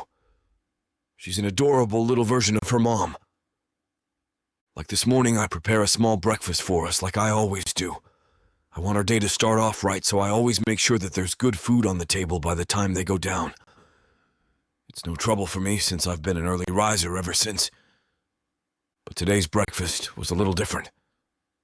We started the usual routine of having coffee and eating while discussing our plans for the day. The mood changed when I handed over to Rachel a letter, which I found in the mailbox together with our daily newspaper. Turns out, it's bad news. A crappy letter from her cousin, Gabriella. Gabriella is the dark cloud that's perpetually hanging over us, reminding us that we're not getting away with this easily. I know Rachel and I should be hatching a plan on what we'll do once Gabriella throws something our way, but not right now. We need to take a breather first. Rachel finishes her breakfast and goes back upstairs to check on Susie. I think of something that will cheer her up. Susie comes down with Rachel and they settle on the dining table. Rachel gives Susie some bread and eggs while I pour her a glass of chocolate milk. So, Susie, I address her, I heard you want to go to the river on Saturday. Is that right? Susie's eyes go wide in excitement as she looks over to her mom. Rachel just nods at her. Yes, Daddy, she answers. Mommy used to tell me about your adventures when you were younger, and that includes taking a swim in the river. I want to do that too. I smile at her and pat her on the head. Your wish is my command, I say. She happily shouts and claps her hand in excitement. Rachel's happy too. She looks at me and mouths a thank you. I just wave my hand in response. After Susie's done eating, Rachel ushers her back upstairs so that they can take a bath and prepare for the day. I clean up in the kitchen and load everything into the dishwasher. I'll go ahead to the diner, I announce. I want to check on some of the renovation work that will be done today. Okay, we'll meet you there at around lunchtime, Rachel answers. Stay safe. I make my way to the diner with a smile on my face. The diner opens at 11 a.m. just in time for people who want to stop by and have lunch. When I got there, the staff was busy preparing for the day. I greet them and tell them that we'll be eating here for lunch. Don't worry, Luke, we'll make sure to prepare your favorites, one of the line cooks says. I thank them for their hard work, and then I proceed to check on some of the work that will be done today. It's only minor fixing, so there's just a handful of workers. We go through the plans and discuss other matters. Rachel and Susie come up from the house and settle on one of the booths. Rachel puts out her laptop and starts working on something while little Susie runs around the diner with her teddy bear. I look at both of them from afar, and a smile unconsciously forms on my face. I quickly wrap up my meeting and go inside the diner to be with Rachel and Susie. "Are we going to have the usual for lunch?" I ask them. "Fried chicken, macaroni and cheese, and orange juice for me," Susie exclaims. Rachel and I both laugh. That's her exact same order every time we're here. I wonder if she doesn't get tired of it. I already messaged Sandy, and she agreed to babysit Susie tomorrow so that we can go to the movies, Rachel tells me. Great. We leave the theater laughing. The film is a light romantic comedy which definitely eased out the stress that we've been feeling lately. The night is beautiful and it's still a little bit early, I mention. Would you like to take a walk along the beach with me? I'd like that, Rachel replies. With a cool breeze going through our hair and the gentle rolling of waves along the shore, we walk beside each other at the shoreline. I take a quick stare at Rachel's face, which is even more beautiful under the moonlight. She isn't wearing her contact lens tonight, so her soft brown eyes reflect the light. I've been feeling this for quite a while now, and now I'm sure about how I feel. I'm starting to fall for Rachel Goodman. This isn't part of the plan. The rules that we've set for this relationship of ours is pretty simple and straightforward. Most of them were for me, and we both agreed to the terms. I know that Rachel won't stay here in Harper's Cove for long, so I'll just make out the most of our limited time together. I don't want to admit to her how I really feel, even though I'm quite sure she feels the same way too. I don't want to be the cause of any confusion for her. Her plans are already set, and I don't want to be the one to derail it. Rachel catches me staring. She smiles at me. What's wrong? She asks. Care to share what's on your mind? I shake my head in response. It's nothing important, I say. I take her hand in mine and we continue to walk, savoring our time together. Chapter 13. Rachel. Luke sits by the kitchen counter, coffee in hand, taking slow sips. His other hand is preoccupied with something on his phone, face pinched in concentration. Over by the couch, Luke's sweater hangs limply at the side. His keys lay in a bowl by the cottage entrance. His shoes peek out slightly from the half-opened closet. Luke Pearson, in the past 6 months, feels like a permanent fixture in this household. A contented sigh leaves my lips. This is domestic bliss. Hey, I've got something to tell you. Luke looks up from his phone, his bright blue eyes meeting with mine. I take a seat right next to him, pouring myself a glass of milk. What is it? I ask. I tilt the glass at an angle with my lips, the cool, refreshing liquid sliding in easily. I'm leaving. I choke on my milk. Luke looks startled. He gets up and pats me on the back. Are you okay? He asks, looking very much concerned. I nod. Went down the wrong pipe. But what do you mean that you're leaving? Luke looks thoughtful for a moment before opening his mouth to speak. I need to go to the city for some business. It'll take 3 days tops. My eyes soften. So you're not really leaving us? Luke shakes his head. No, why would I do that? We made a deal, didn't we? I can't help but deflate just a tiny bit at the reminder that he's only staying because of the deal. Then why don't you give him a real reason to stay? I shake my head at the insane thought. Falling for Luke is one thing, but telling him is another. This deal needs to stand as is to avoid any complications. Blossoming feelings should not be involved in the equation. Right, the deal. Anyway, Susie and I will be right here, waiting for you to come back, I tell him. Luke smiles warmly. I'll try to wrap everything up as soon as I can. That smile. Why does it have to be so charmingly bright? It has been 3 days since Luke left for his business trip to the city. And every day that we are without him, Susie and I can't help but feel the profoundness of his absence.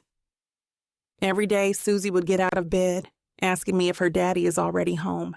And each time I shake my head, telling her that he hasn't yet. I can see how Susie looks so disappointed. She give me this incredibly irresistible pout and say, "I miss him, Mommy." My heart clenches at the sight of my little girl, clearly so taken by the father figure in her life. I can't help but think about how going back to the city without Luke is going to affect her. And me.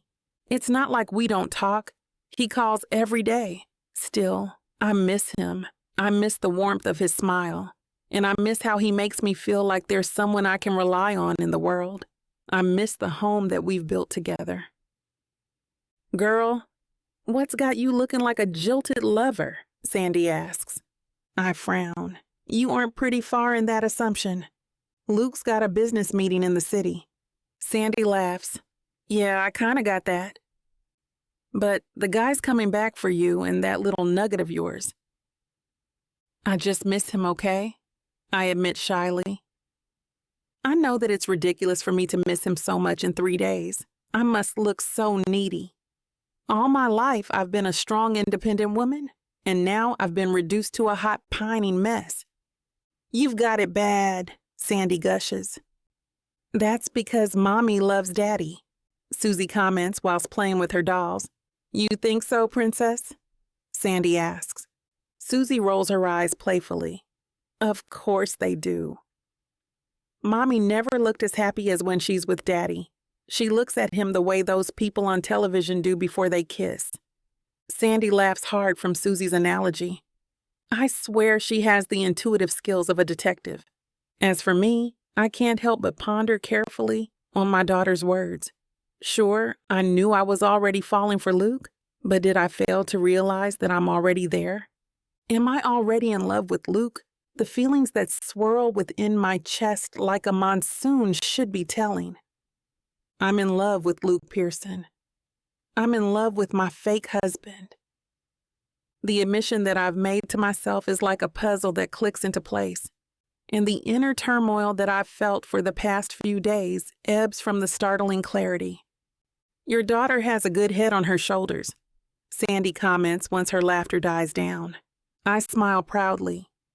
Of course she does, although I can't say that she got it from me. After all, it took my 3-year-old daughter's observational skills for me to come to terms with what I'm feeling. And now that the idea of being in love with Luke has solidified, it's all I can think about throughout the day. I'm lying on my bed, my eyes glued to the ceiling. The heavy realization that I just had today still plagues my mind. I'm taken out of my stare-off with the ceiling when my phone rings. Luke, right on time. I take a moment to collect myself before answering.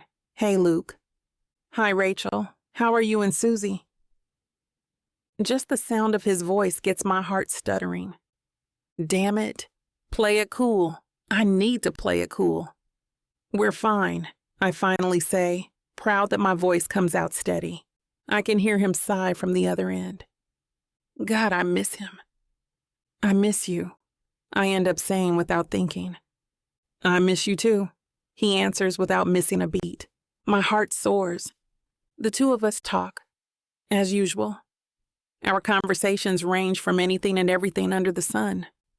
We talk until there's pretty much nothing left to say. And even in silence, as we listen to each other's breathing from the other end, I feel at peace. Luke Pearson, what have you done to me? Chapter 14. Luke. Life with Rachel and Susie has been great. To be honest, a little too great. A man can't help but feel conflicted when faced with this kind of situation. What am I supposed to do when the time comes for me to let them go? And then, the opportunity to take a job outside of Harper's Cove presented itself. It was the perfect chance for me to take a moment to gather myself and figure out what my next step should be. In the days that we spent apart, I asked myself if I can live a life without them in it. I asked myself if I was satisfied to just let Rachel and Susie walk out of my life in the end, without putting up so much as a fight. I asked myself if I was willing to go along with the flow of things, pretending that I'm only staying with them because of the deal that we made. And the answer came with 3 simple words that Rachel said over the phone on my last day in the city. I miss you. Rachel's words play on repeat inside my head. My heart swelled the moment she said those words. My hope for a future with her and Susie grew stronger. And with a fierce determination of not letting myself live the way I've been living before, I promised to tell Rachel the truth. The whole "I love you, please be with me for real" kind of truth. As I get in my car, I try to think of a plan to tell her. Relax, Luke. I'm only bearing my heart and soul to her. Why should I feel nervous, right? Right. I think sarcastically. This is it. I'm standing at the front door, taking a deep, encouraging breath. I can do this. I slide my key into the keyhole, the familiarity of it all providing a strange comfort within me. This place has become my home for the past few months, after all. Rachel! I call. No answer. I stride into the living room and there's still no sign of her. But then my breath gets caught at the sight of her in the kitchen. She's sitting by the kitchen table, typing furiously on her laptop, her face scrunched in concentration. Looking at her closely, Rachel's wearing her headset. That's why she didn't hear me calling for her. My heart pounds frantically in my ribcage. I missed her so much. Not wasting any more time, afraid that I'll chicken out at the last minute, I walk into her personal space and pull her by the waist, kissing her deeply. Rachel gasps, probably startled, but soon relaxes and gives in to the kiss. Our moans echo throughout the kitchen. You're here, Rachel says breathlessly once we pull apart. Our foreheads still touching, I release a shaky breath. I'm home. I lift Rachel onto the table, kissing her with all the love and longing that I feel for her. She kisses me with just as much fervor, thus making the familiar feeling of hope bloom ever brighter in my chest. I slip my hand under her skirt and into her underwear. I moan from how wet she is for me. You miss me that much? I ask. Rachel could only let out a whimper as she continued to kiss me heatedly. I slide my fingers against her slippery heat. I love you, Rachel, I groan desperately. Rachel pushes me away, startling me back to reality. What? She asks, looking bewildered. Our chests rise and fall rapidly, the heat of our kiss still fresh. I take a moment to compose myself for a more serious conversation. Rachel decides to sit down, waiting patiently for my answer.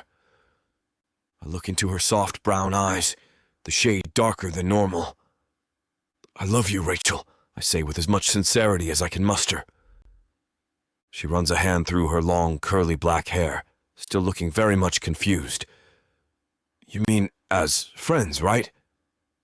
I rub my hands over my face in exasperation. Not as friends, Rachel. I love you as a man loves a woman, and this might come as a shock to you, but I don't exactly sleep around with my friends. Rachel's eyes, the normally soft brown ones, harden. How do you even know if what you're feeling is real? This could all be a result of us playing House Luke. It'll fade over time eventually.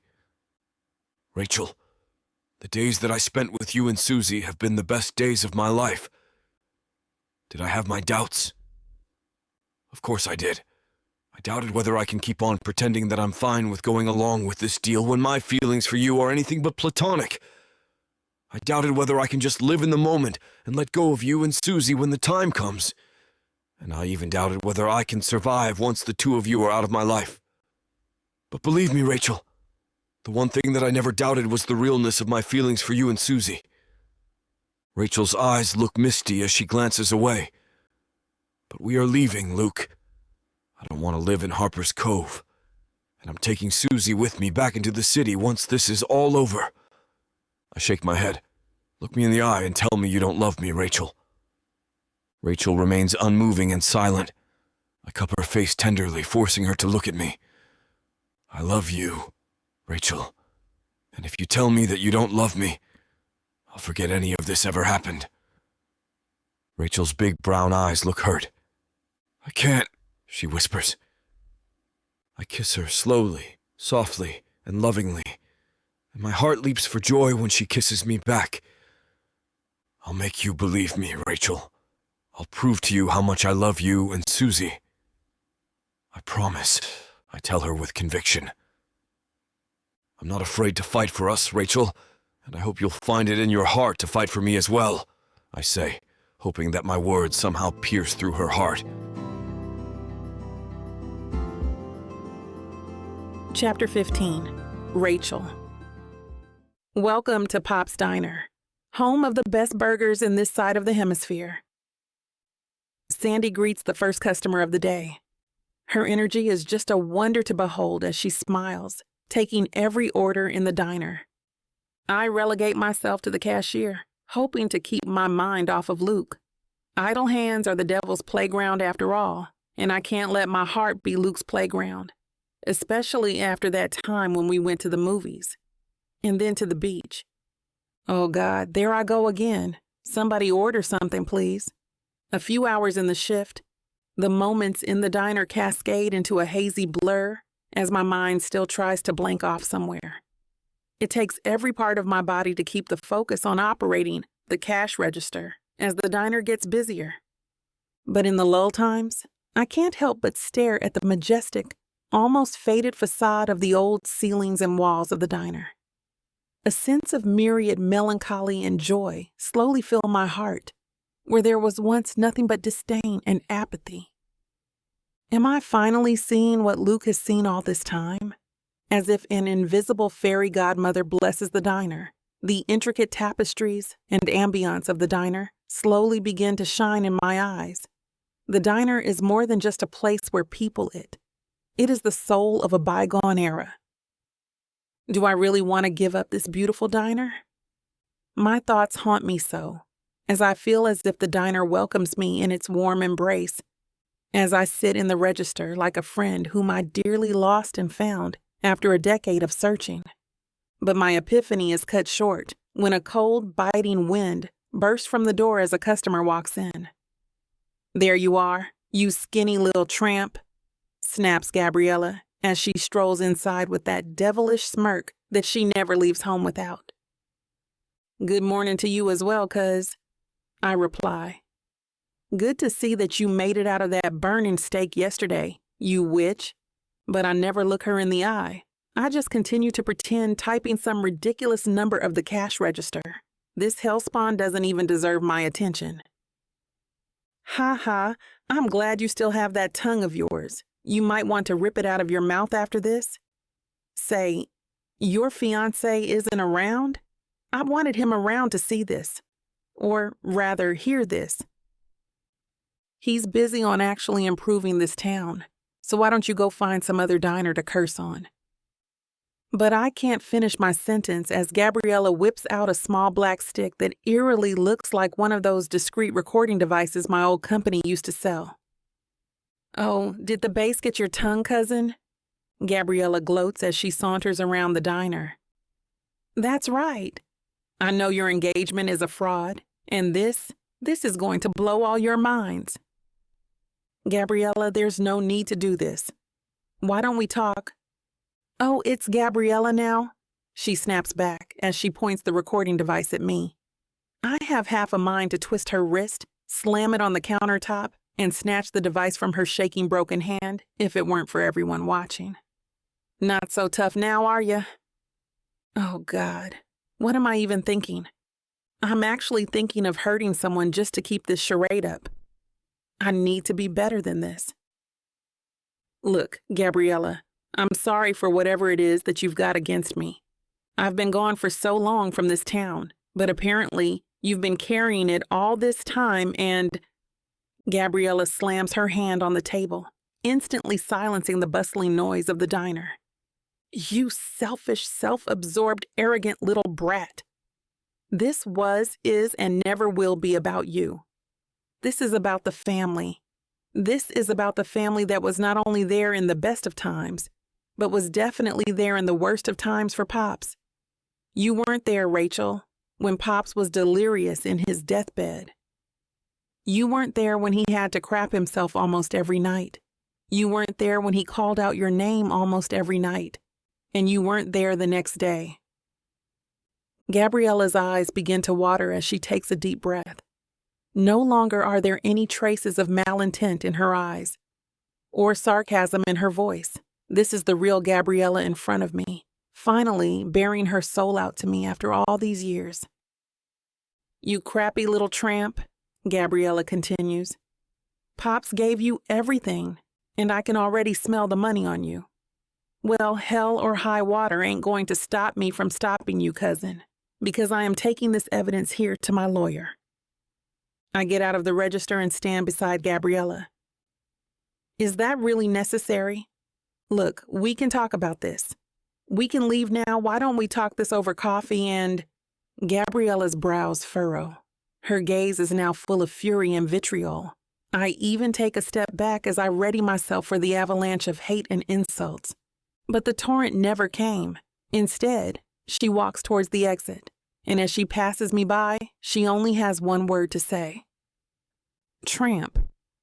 Sandy walks up behind me and asks, "Oh, dear Lord, Rachel, are you okay? Can I get you anything? Here, please sit down." Sandy escorts me to a vacant booth where she sits me down, makes me a cup of nice hot coffee, and a pad of napkins. I think she actually expects me to cry my eyes off after that psychological beating Gabriella just handed me.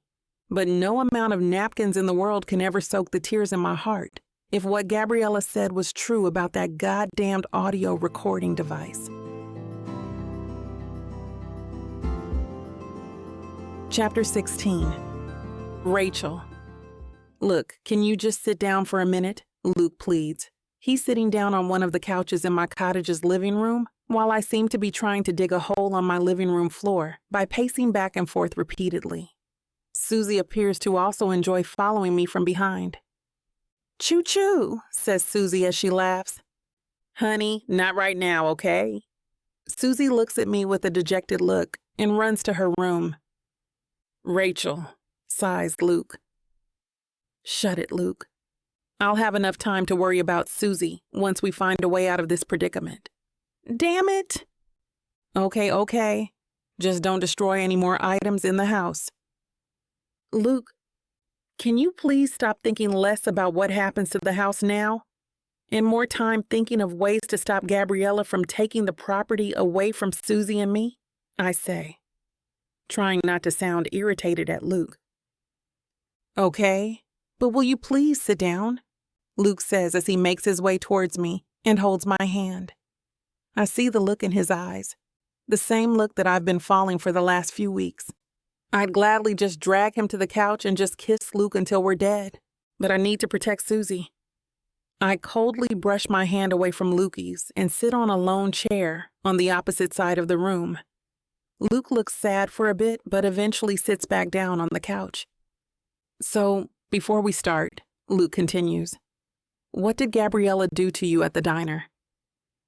"I told you, she just went there to gloat about the evidence that she has on our fake marriage, Luke." "But what did she have?" "I don't know. She just had a black stick that looked like one of those recording devices on spy movies. She just wanted it to wave it around in my face. God, I should have just broken her wrist and snapped it away from her." Luke laughs until he sees the look in my eyes. "Well, okay then. Note to never dangle anything in front of your face, Rachel. But anyway, is there a chance that she may be bluffing? And that Gabriella's only waiting for you to make a mistake after rattling your brains yesterday?" The thought never actually came to my mind yesterday. But now that Luke mentions it, Gabriella did seem adamant to even play whatever was in that device. Good point, Luke. But I don't want to take any chances. And I don't think Gabriella would risk running around town claiming something without anything to back it up. She's got an ego and reputation to protect. "That she does," Luke whispers. "Okay, so what do you think it is?" "For all I know, it probably contains some conversation we had." Luke crosses his legs and holds his chin. God, he looks so sexy right now. "Well, it surely can't be a conversation on one of our dates. I don't think we mentioned anything incriminating on our dates, so..." As if an invisible light bulb lights up on both our heads, Luke and I look at each other with eyes wide open. We quickly scamper and comb the room, checking drawers, lockers, and every nook and cranny of the house. If there's a place that Gabriella could have planted that damn device, it's somewhere in this house. Hours later, Luke and I sit back down on the couch, empty-handed and panting. I swear it should have been here, I say as I tilt my head back on the chair, exhausted. The smooth blue, dish-like light source above us seems to call out to me as I stare at the ceiling. Luke, get a chair.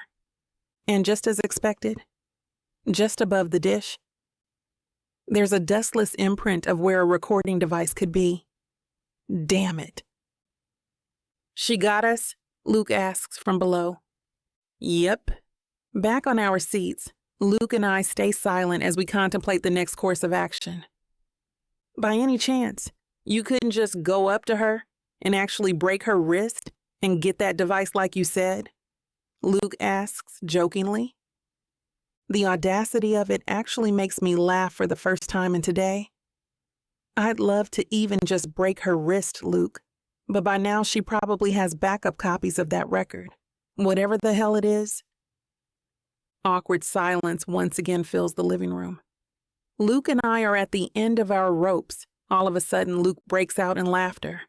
I wonder why he's laughing for so long, until I find myself giggling along with him. Why are we laughing? I ask Luke. I don't know, but deep in our hearts, we know why. Both of us are finally relieved that we finally didn't have to keep on the charade of pretending to be an engaged couple, even though I already find myself falling for Luke. At least we had amazing dates, right? Luke mentions as we both finally stop laughing. The best this town's ever seen? Most probably, I reply. So this whole town can go and screw itself. Yeah, and it's probably for the best, says Luke. Falling in love would have been a disaster for both of us. Luke's statements linger in my mind, giving me an equal measure of relief and dread. Yeah, it totally would have been the worst. I lie, and the silence once again envelopes the both of us. Luke breaks the ice and stands up. Okay, so it's settled. I'm just going to keep a low profile for a while. Yeah, I think that would be best, I struggle to reply.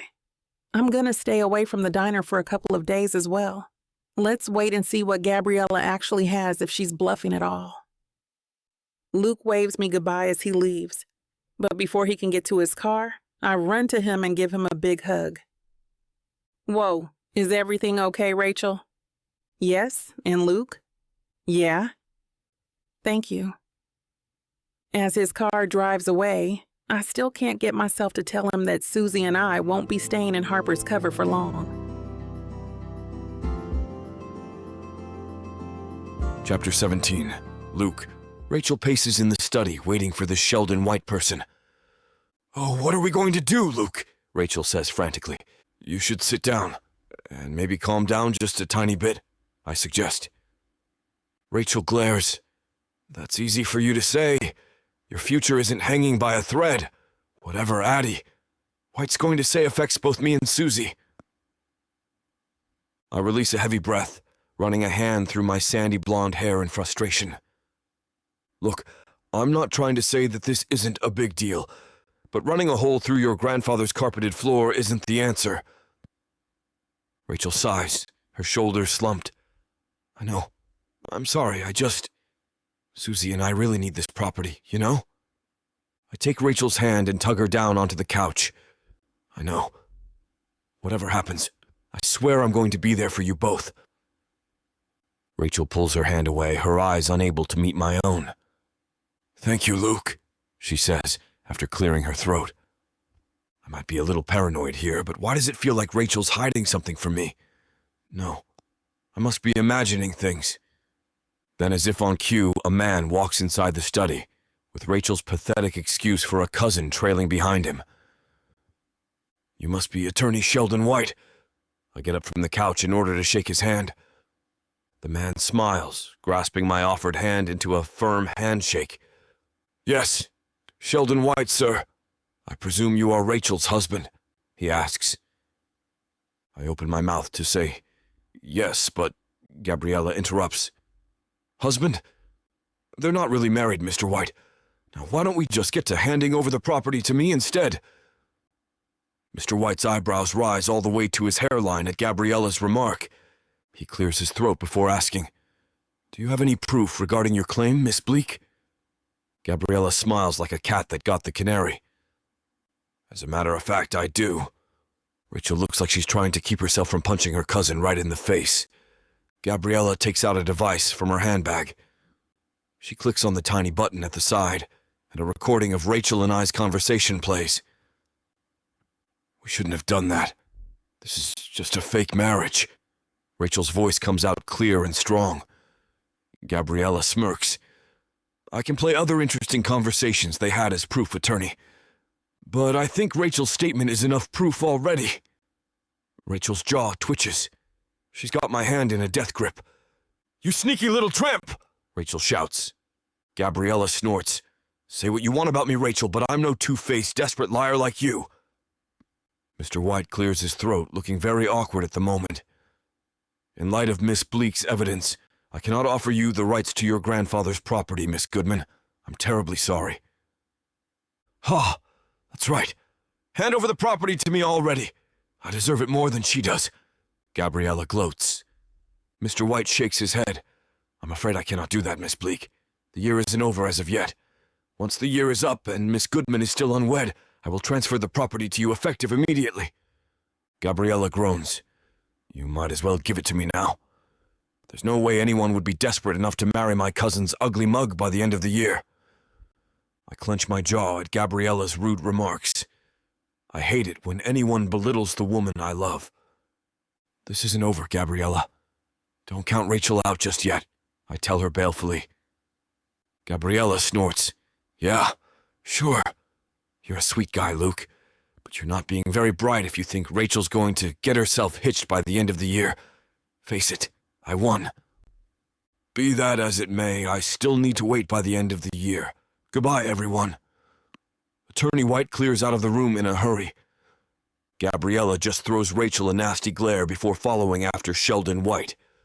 God, your cousin is evil, I comment. Rachel looks like she's in a daze. Hey, are you okay? I ask, cupping her face tenderly in the palm of my hands. Rachel shakes her head and pulls away. I think you should move back to your place while I figure this out, Luke. What? Why? I ask, not wanting to leave her during her hour of need. Just do it, please, Rachel begs. I sigh. Okay, I'll pack and move back home tonight. Rachel nods, still looking very out of it. Okay, good. That night, I move back to my old place. And unsurprisingly, all I feel afterward is emptiness. I head over to Rachel's early in the morning, eager to see the mother-daughter pair. I didn't get any sleep last night, completely unused to sleeping on my own in my huge apartment. I waltz inside Rachel's cottage. Rachel? Susie? I brought breakfast, I call. No answer. I put down my bag of takeout and take a look inside Rachel's bedroom. She isn't here. Panic creeps into my chest. I head over to Susie's room and find the place empty as well. Rachel wouldn't just leave without saying goodbye, right? I run over to Pop's diner, hoping that they only went out to get some breakfast. Once inside, my eyes search frantically for any sign of them, but they aren't here. Luke? Sandy calls. Sandy, have you seen Rachel and Susie? I ask, trying to keep the panic out of my voice. They left last night, Luke. They went back to the city. Didn't Rachel tell you? Sandy says. My heart plummets from having my suspicions verified. No wonder Rachel's been acting strange. She must have thought of leaving for a while now. Good riddance, if you ask me. I told you all that Rachel isn't really married, Gabriella shouts from the side. Damn, I didn't notice her. The townspeople eye me curiously, all the while eyeing Gabriella with contempt. How could you leave me to explain to all these people that we're not really married, Rachel? I can't help but think bitterly. I guess I don't matter to her as much as I thought I did. I hope you're enjoying this audiobook by Vic Savon. If you want to keep hearing more audiobooks, then please, please, please hit that subscribe button and like the video. It may seem insignificant, but the more people that subscribe, the easier it is to produce more audiobooks in the future. So please, help us out and subscribe to our channel. Thank you for listening, and now back to your book.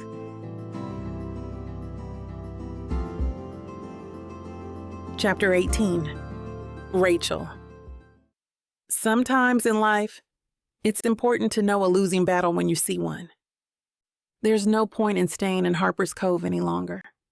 Gabriella was right. I lost and she won. I know I'm being a coward, leaving Luke without so much as a goodbye, but I'm afraid that when I face him, my resolve to go back to the city will crumble. Mommy, where are we going? Susie asks, while I'm packing all our things in a suitcase. I sigh heavily, praying that Susie's going to take what I'm about to tell her calmly. We're going back to the city, Susie, I tell her. Susie frowns. Oh, okay, Mommy. What about Daddy? And there it is, the question that I've been dreading to answer. Daddy's not coming with us, Susie, I managed to say. What? Why not? Susie's voice wavers. I kneel to my daughter's level, cupping her chubby cheeks tenderly. It's complicated, sweetie. Luke and I aren't going to work out. He wants to stay here, and our life isn't in Harper's Cove. Susie shakes her head stubbornly. But I love it here, Mommy. Can't we stay? I'm sorry, sweetheart. We can't. I try to keep my voice from shaking. Susie's lower lip begins to tremble. Why? My heart breaks whenever I see my daughter like this. I was afraid of this happening. We don't belong here, Susie. We belong in the big city, I reason. Susie juts her lower lip. Can we at least go say bye to Sandy? I nod. Of course, Susie. We'll stop by the diner before we go. God, I feel like the bad guy. I'm starting to wonder why I'm fighting so hard to get back to the city. I hate small towns, though. Living in Harper's Cove was never part of the plan. I'm doing the right thing, getting out while I still can, right? I put all our suitcases in the car before going to the diner to say goodbye to Sandy. As soon as we enter the diner, I see Sandy busy with mopping up the floor. Sandy, Susie calls, running towards her. Sandy smiles brightly at Susie's familiar voice, but the smile drops from her face when she sees Susie's tear-stained face. Hey, Princess, what's wrong? Sandy asks worriedly, scooping Susie into her arms. Susie cries into her chest. We're leaving. Sandy looks at me curiously, her eyes asking if there's truth to what Susie said. I nod tersely. This is exactly the kind of goodbye that I was hoping to avoid. If I'm having this hard of a time with Sandy, I can only imagine what saying goodbye to Luke would do to me. Why? Sandy asks sadly. I end up telling Sandy everything. She listens attentively, keeping quiet throughout my long-winded explanation. Oh, honey, are you sure that this is what you want? Sandy asks after I finish. I blink back the tears that are about to fall. Yes, I'm sure. Sandy sighs, looking very sad with the entire situation. If Harper's Cove isn't the place to find your happiness, then I won't stop you. You're my friend, and I only ever want you to be happy. I think Pops would have wanted that for you too. I circle my arms around her waist, pulling her close for an embrace. Thank you for everything, Sandy, I tell her sincerely before pulling away. I take a crying Susie from her arms, and we head on our way. Goodbye, Luke. I wake from the intrusive rays of the sun that filter through my blinds. My eyelids flutter open to be greeted by the familiar sight of my old bedroom. My gaze drifts to my daughter's tiny form, curled into a ball by my stomach, her hands clutching onto my nightshirt like a lifeline. She begged me to let her sleep beside me last night. She didn't want to feel alone. My heart broke, seeing my daughter look so distraught. She kept tossing and turning throughout the night, and I'm pretty sure she didn't get a good night's sleep. Neither did I, for that matter. I untangle myself slowly from my daughter's tiny clutches and head over to the kitchen to get some coffee. The familiarity of my old apartment does little to comfort me. It doesn't feel right anymore. Why do I feel like such a stranger in my own home? Because this isn't home anymore. I take a moment to think of Luke, Sandy, the life that we left behind in Harper's Cove. Fond memories flash in my mind, and my heart lurches. What have I done? I close my eyes as tears fall freely down my face. I ran away from Harper's Cove, convincing myself that it wasn't home, when in reality, I'm only running away from my feelings for Luke. If I take the time to list down why I absolutely need to live in the city, then think of Luke and the life we've built together. The reasons don't even matter anymore. I'm startled by the feeling of tiny hands wiping away my tears. I open my eyes and find my daughter looking like she wants to cry. "Let's go back to Daddy now, Mommy," Susie pleads brokenly. I nod shakily. "Yes. I'm sorry, Susie. Mommy's sorry." Susie finally smiles for the first time since we left. I kiss her on the forehead. "Let's go home." I can already see the familiar view of the cottage, and my heart picks up when I see Luke at the front yard doing some landscaping. I park the car at the side and march on over to Luke. He looks startled to see me, but then his features harden into an indifferent mask. It's understandable since I must have hurt him badly. I clear my throat, gathering all the courage that I've got in me. "I'm sorry, Luke." Luke simply looks at me, his face still impassive. I don't let that deter me.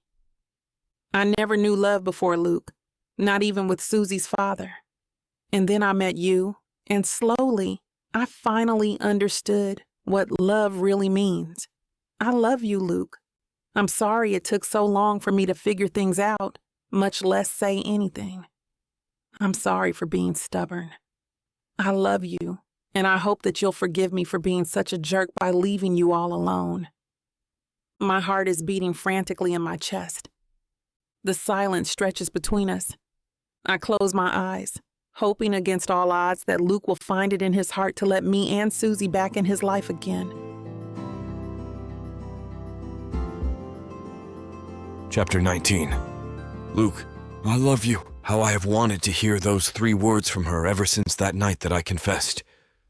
But now, even those words couldn't shake off the sting of betrayal that I felt when she left. You say you love me, but you still left without saying a word. I sigh. I want to believe her, that she never meant to hurt me, that she actually loves me, but the pain and betrayal that I feel don't budge. Luke, she says. I turn my back against her, determined to ignore her and continue my work. I pick up my tools, intent to go inside the cottage so I could avoid her. A cowardly move, I know. But unless I do, I might end up caving in. And while that is a tempting thing to do, I've also been burned by Rachel's actions before.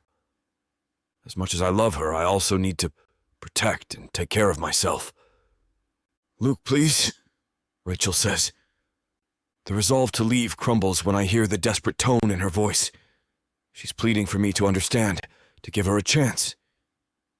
But it still hurts too much. Do you have any idea how much you've hurt me? You left without turning back. As if everything that we've shared was nothing to you, I say, not bothering to turn and face her. It was only me who had to deal with everybody, who had to confess to every lie and receive every harsh word and criticism that came our way because of our actions. The people of this town are not just neighbors and friends to me, Rachel. They're family. But I've lied and pretended and deceived them because I care about you and Susie, because I love you. But in the end, you still left. And while we became the talk of the town, I was the only one who suffered every single day. I turn to face her, but I keep my gaze to the ground. And you know what the worst part in all of this is? You took my family away from me when you left. You left me here all alone after you've carved a place for yourself and Susie in my life and my heart. When I look back at Rachel, I can see the tears running down her cheeks, and I feel bad at making her cry. Even when she's hurt me so much, I still don't want to see her in pain. I squash the urge to run to her and envelope her in my arms. No matter how much I want to comfort her, we would not be able to resolve things between us if I continue to give in. A part of me wants to understand Rachel's actions and motivations. She flees from the first sign of danger when it would affect Susie. And I can't fault her for that. But did she really have to sacrifice me too in the process? Luke, I know that I caused you so much pain when we left. And I'm so sorry. I can't even begin to understand how deeply I must have hurt you. But I want you to know that in that short amount of time that we spent together, Susie and me, we've also found our home and family with you. So we came back. I came back because things haven't been the same ever since we left. Everything is strange and different. And that's when I knew that the city doesn't feel home anymore. I realized that Harper Cove does. Because you're here. Because you are our home. And if you will give me one more chance to prove it to you, I promise that we will never leave again. She finishes. As I hear the sincerity in Rachel's voice and the tears in her eyes as she unwaveringly looks at me, I can feel the last of my resolve crumble. It still hurts that she left, yes, but I know that if I don't grab this chance to be with them again, it would just hurt me more. And this time, it would be my fault. Even I am not that much of a masochist. I walk towards Rachel as she continues to trail her eyes on me, widening and starting to look hopeful. However, I keep my expression neutral, and her hopeful expression deflates a little. Is that a promise? I ask her when I'm finally in front of her. It's a promise, she replies. With that one ultimate declaration, I know that I'm defeated. I could never truly stay mad at her. It must be because I love her too much. I finally let out a smile before I wrap my arms around her and hug her tightly. Rachel grows stiff for a second, surprised. Then she melts in my arms as her tears continue to flow, her arms wrapping around me in return. I love you, Luke. I love you so much, she whispers. I love you too, Rachel, I reply as I wipe her tears away.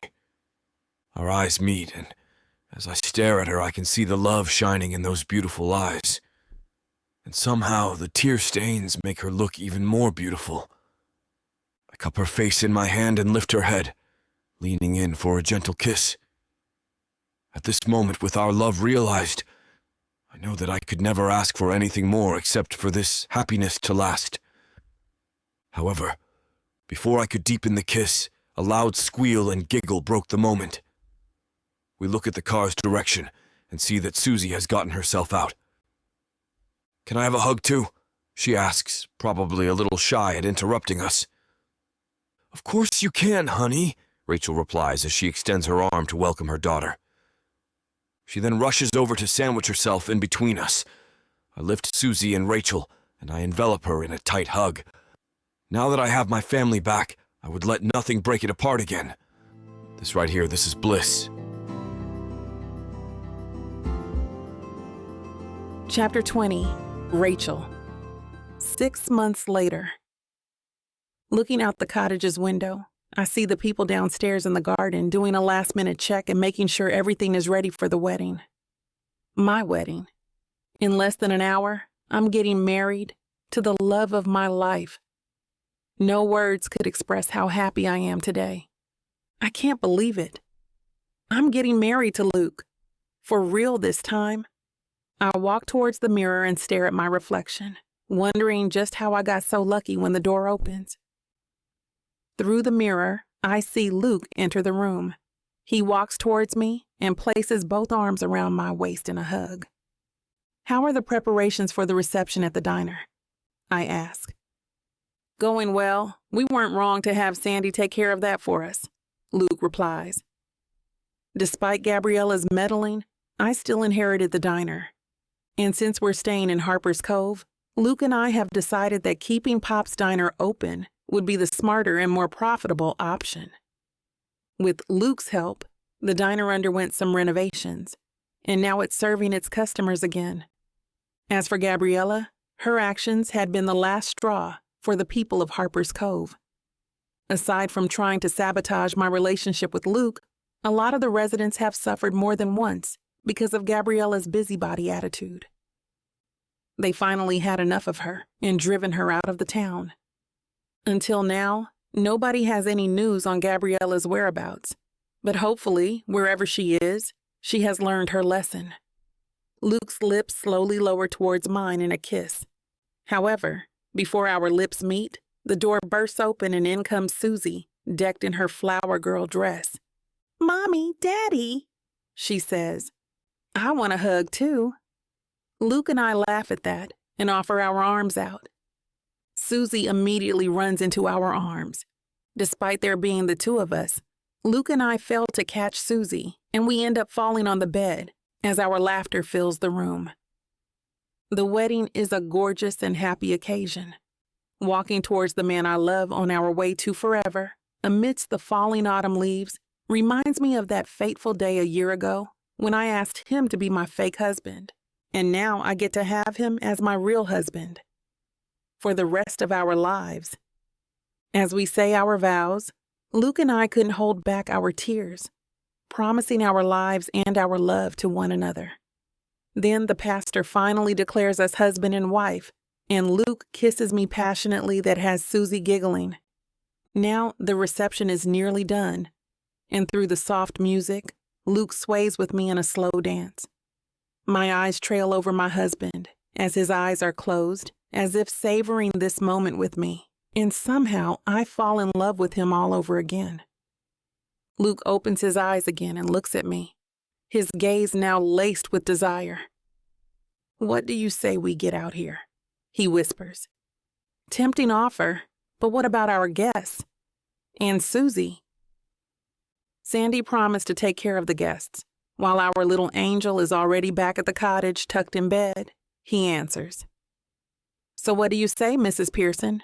Luke's eyebrows wiggling. "I'd say lead the way, Mr. Pearson."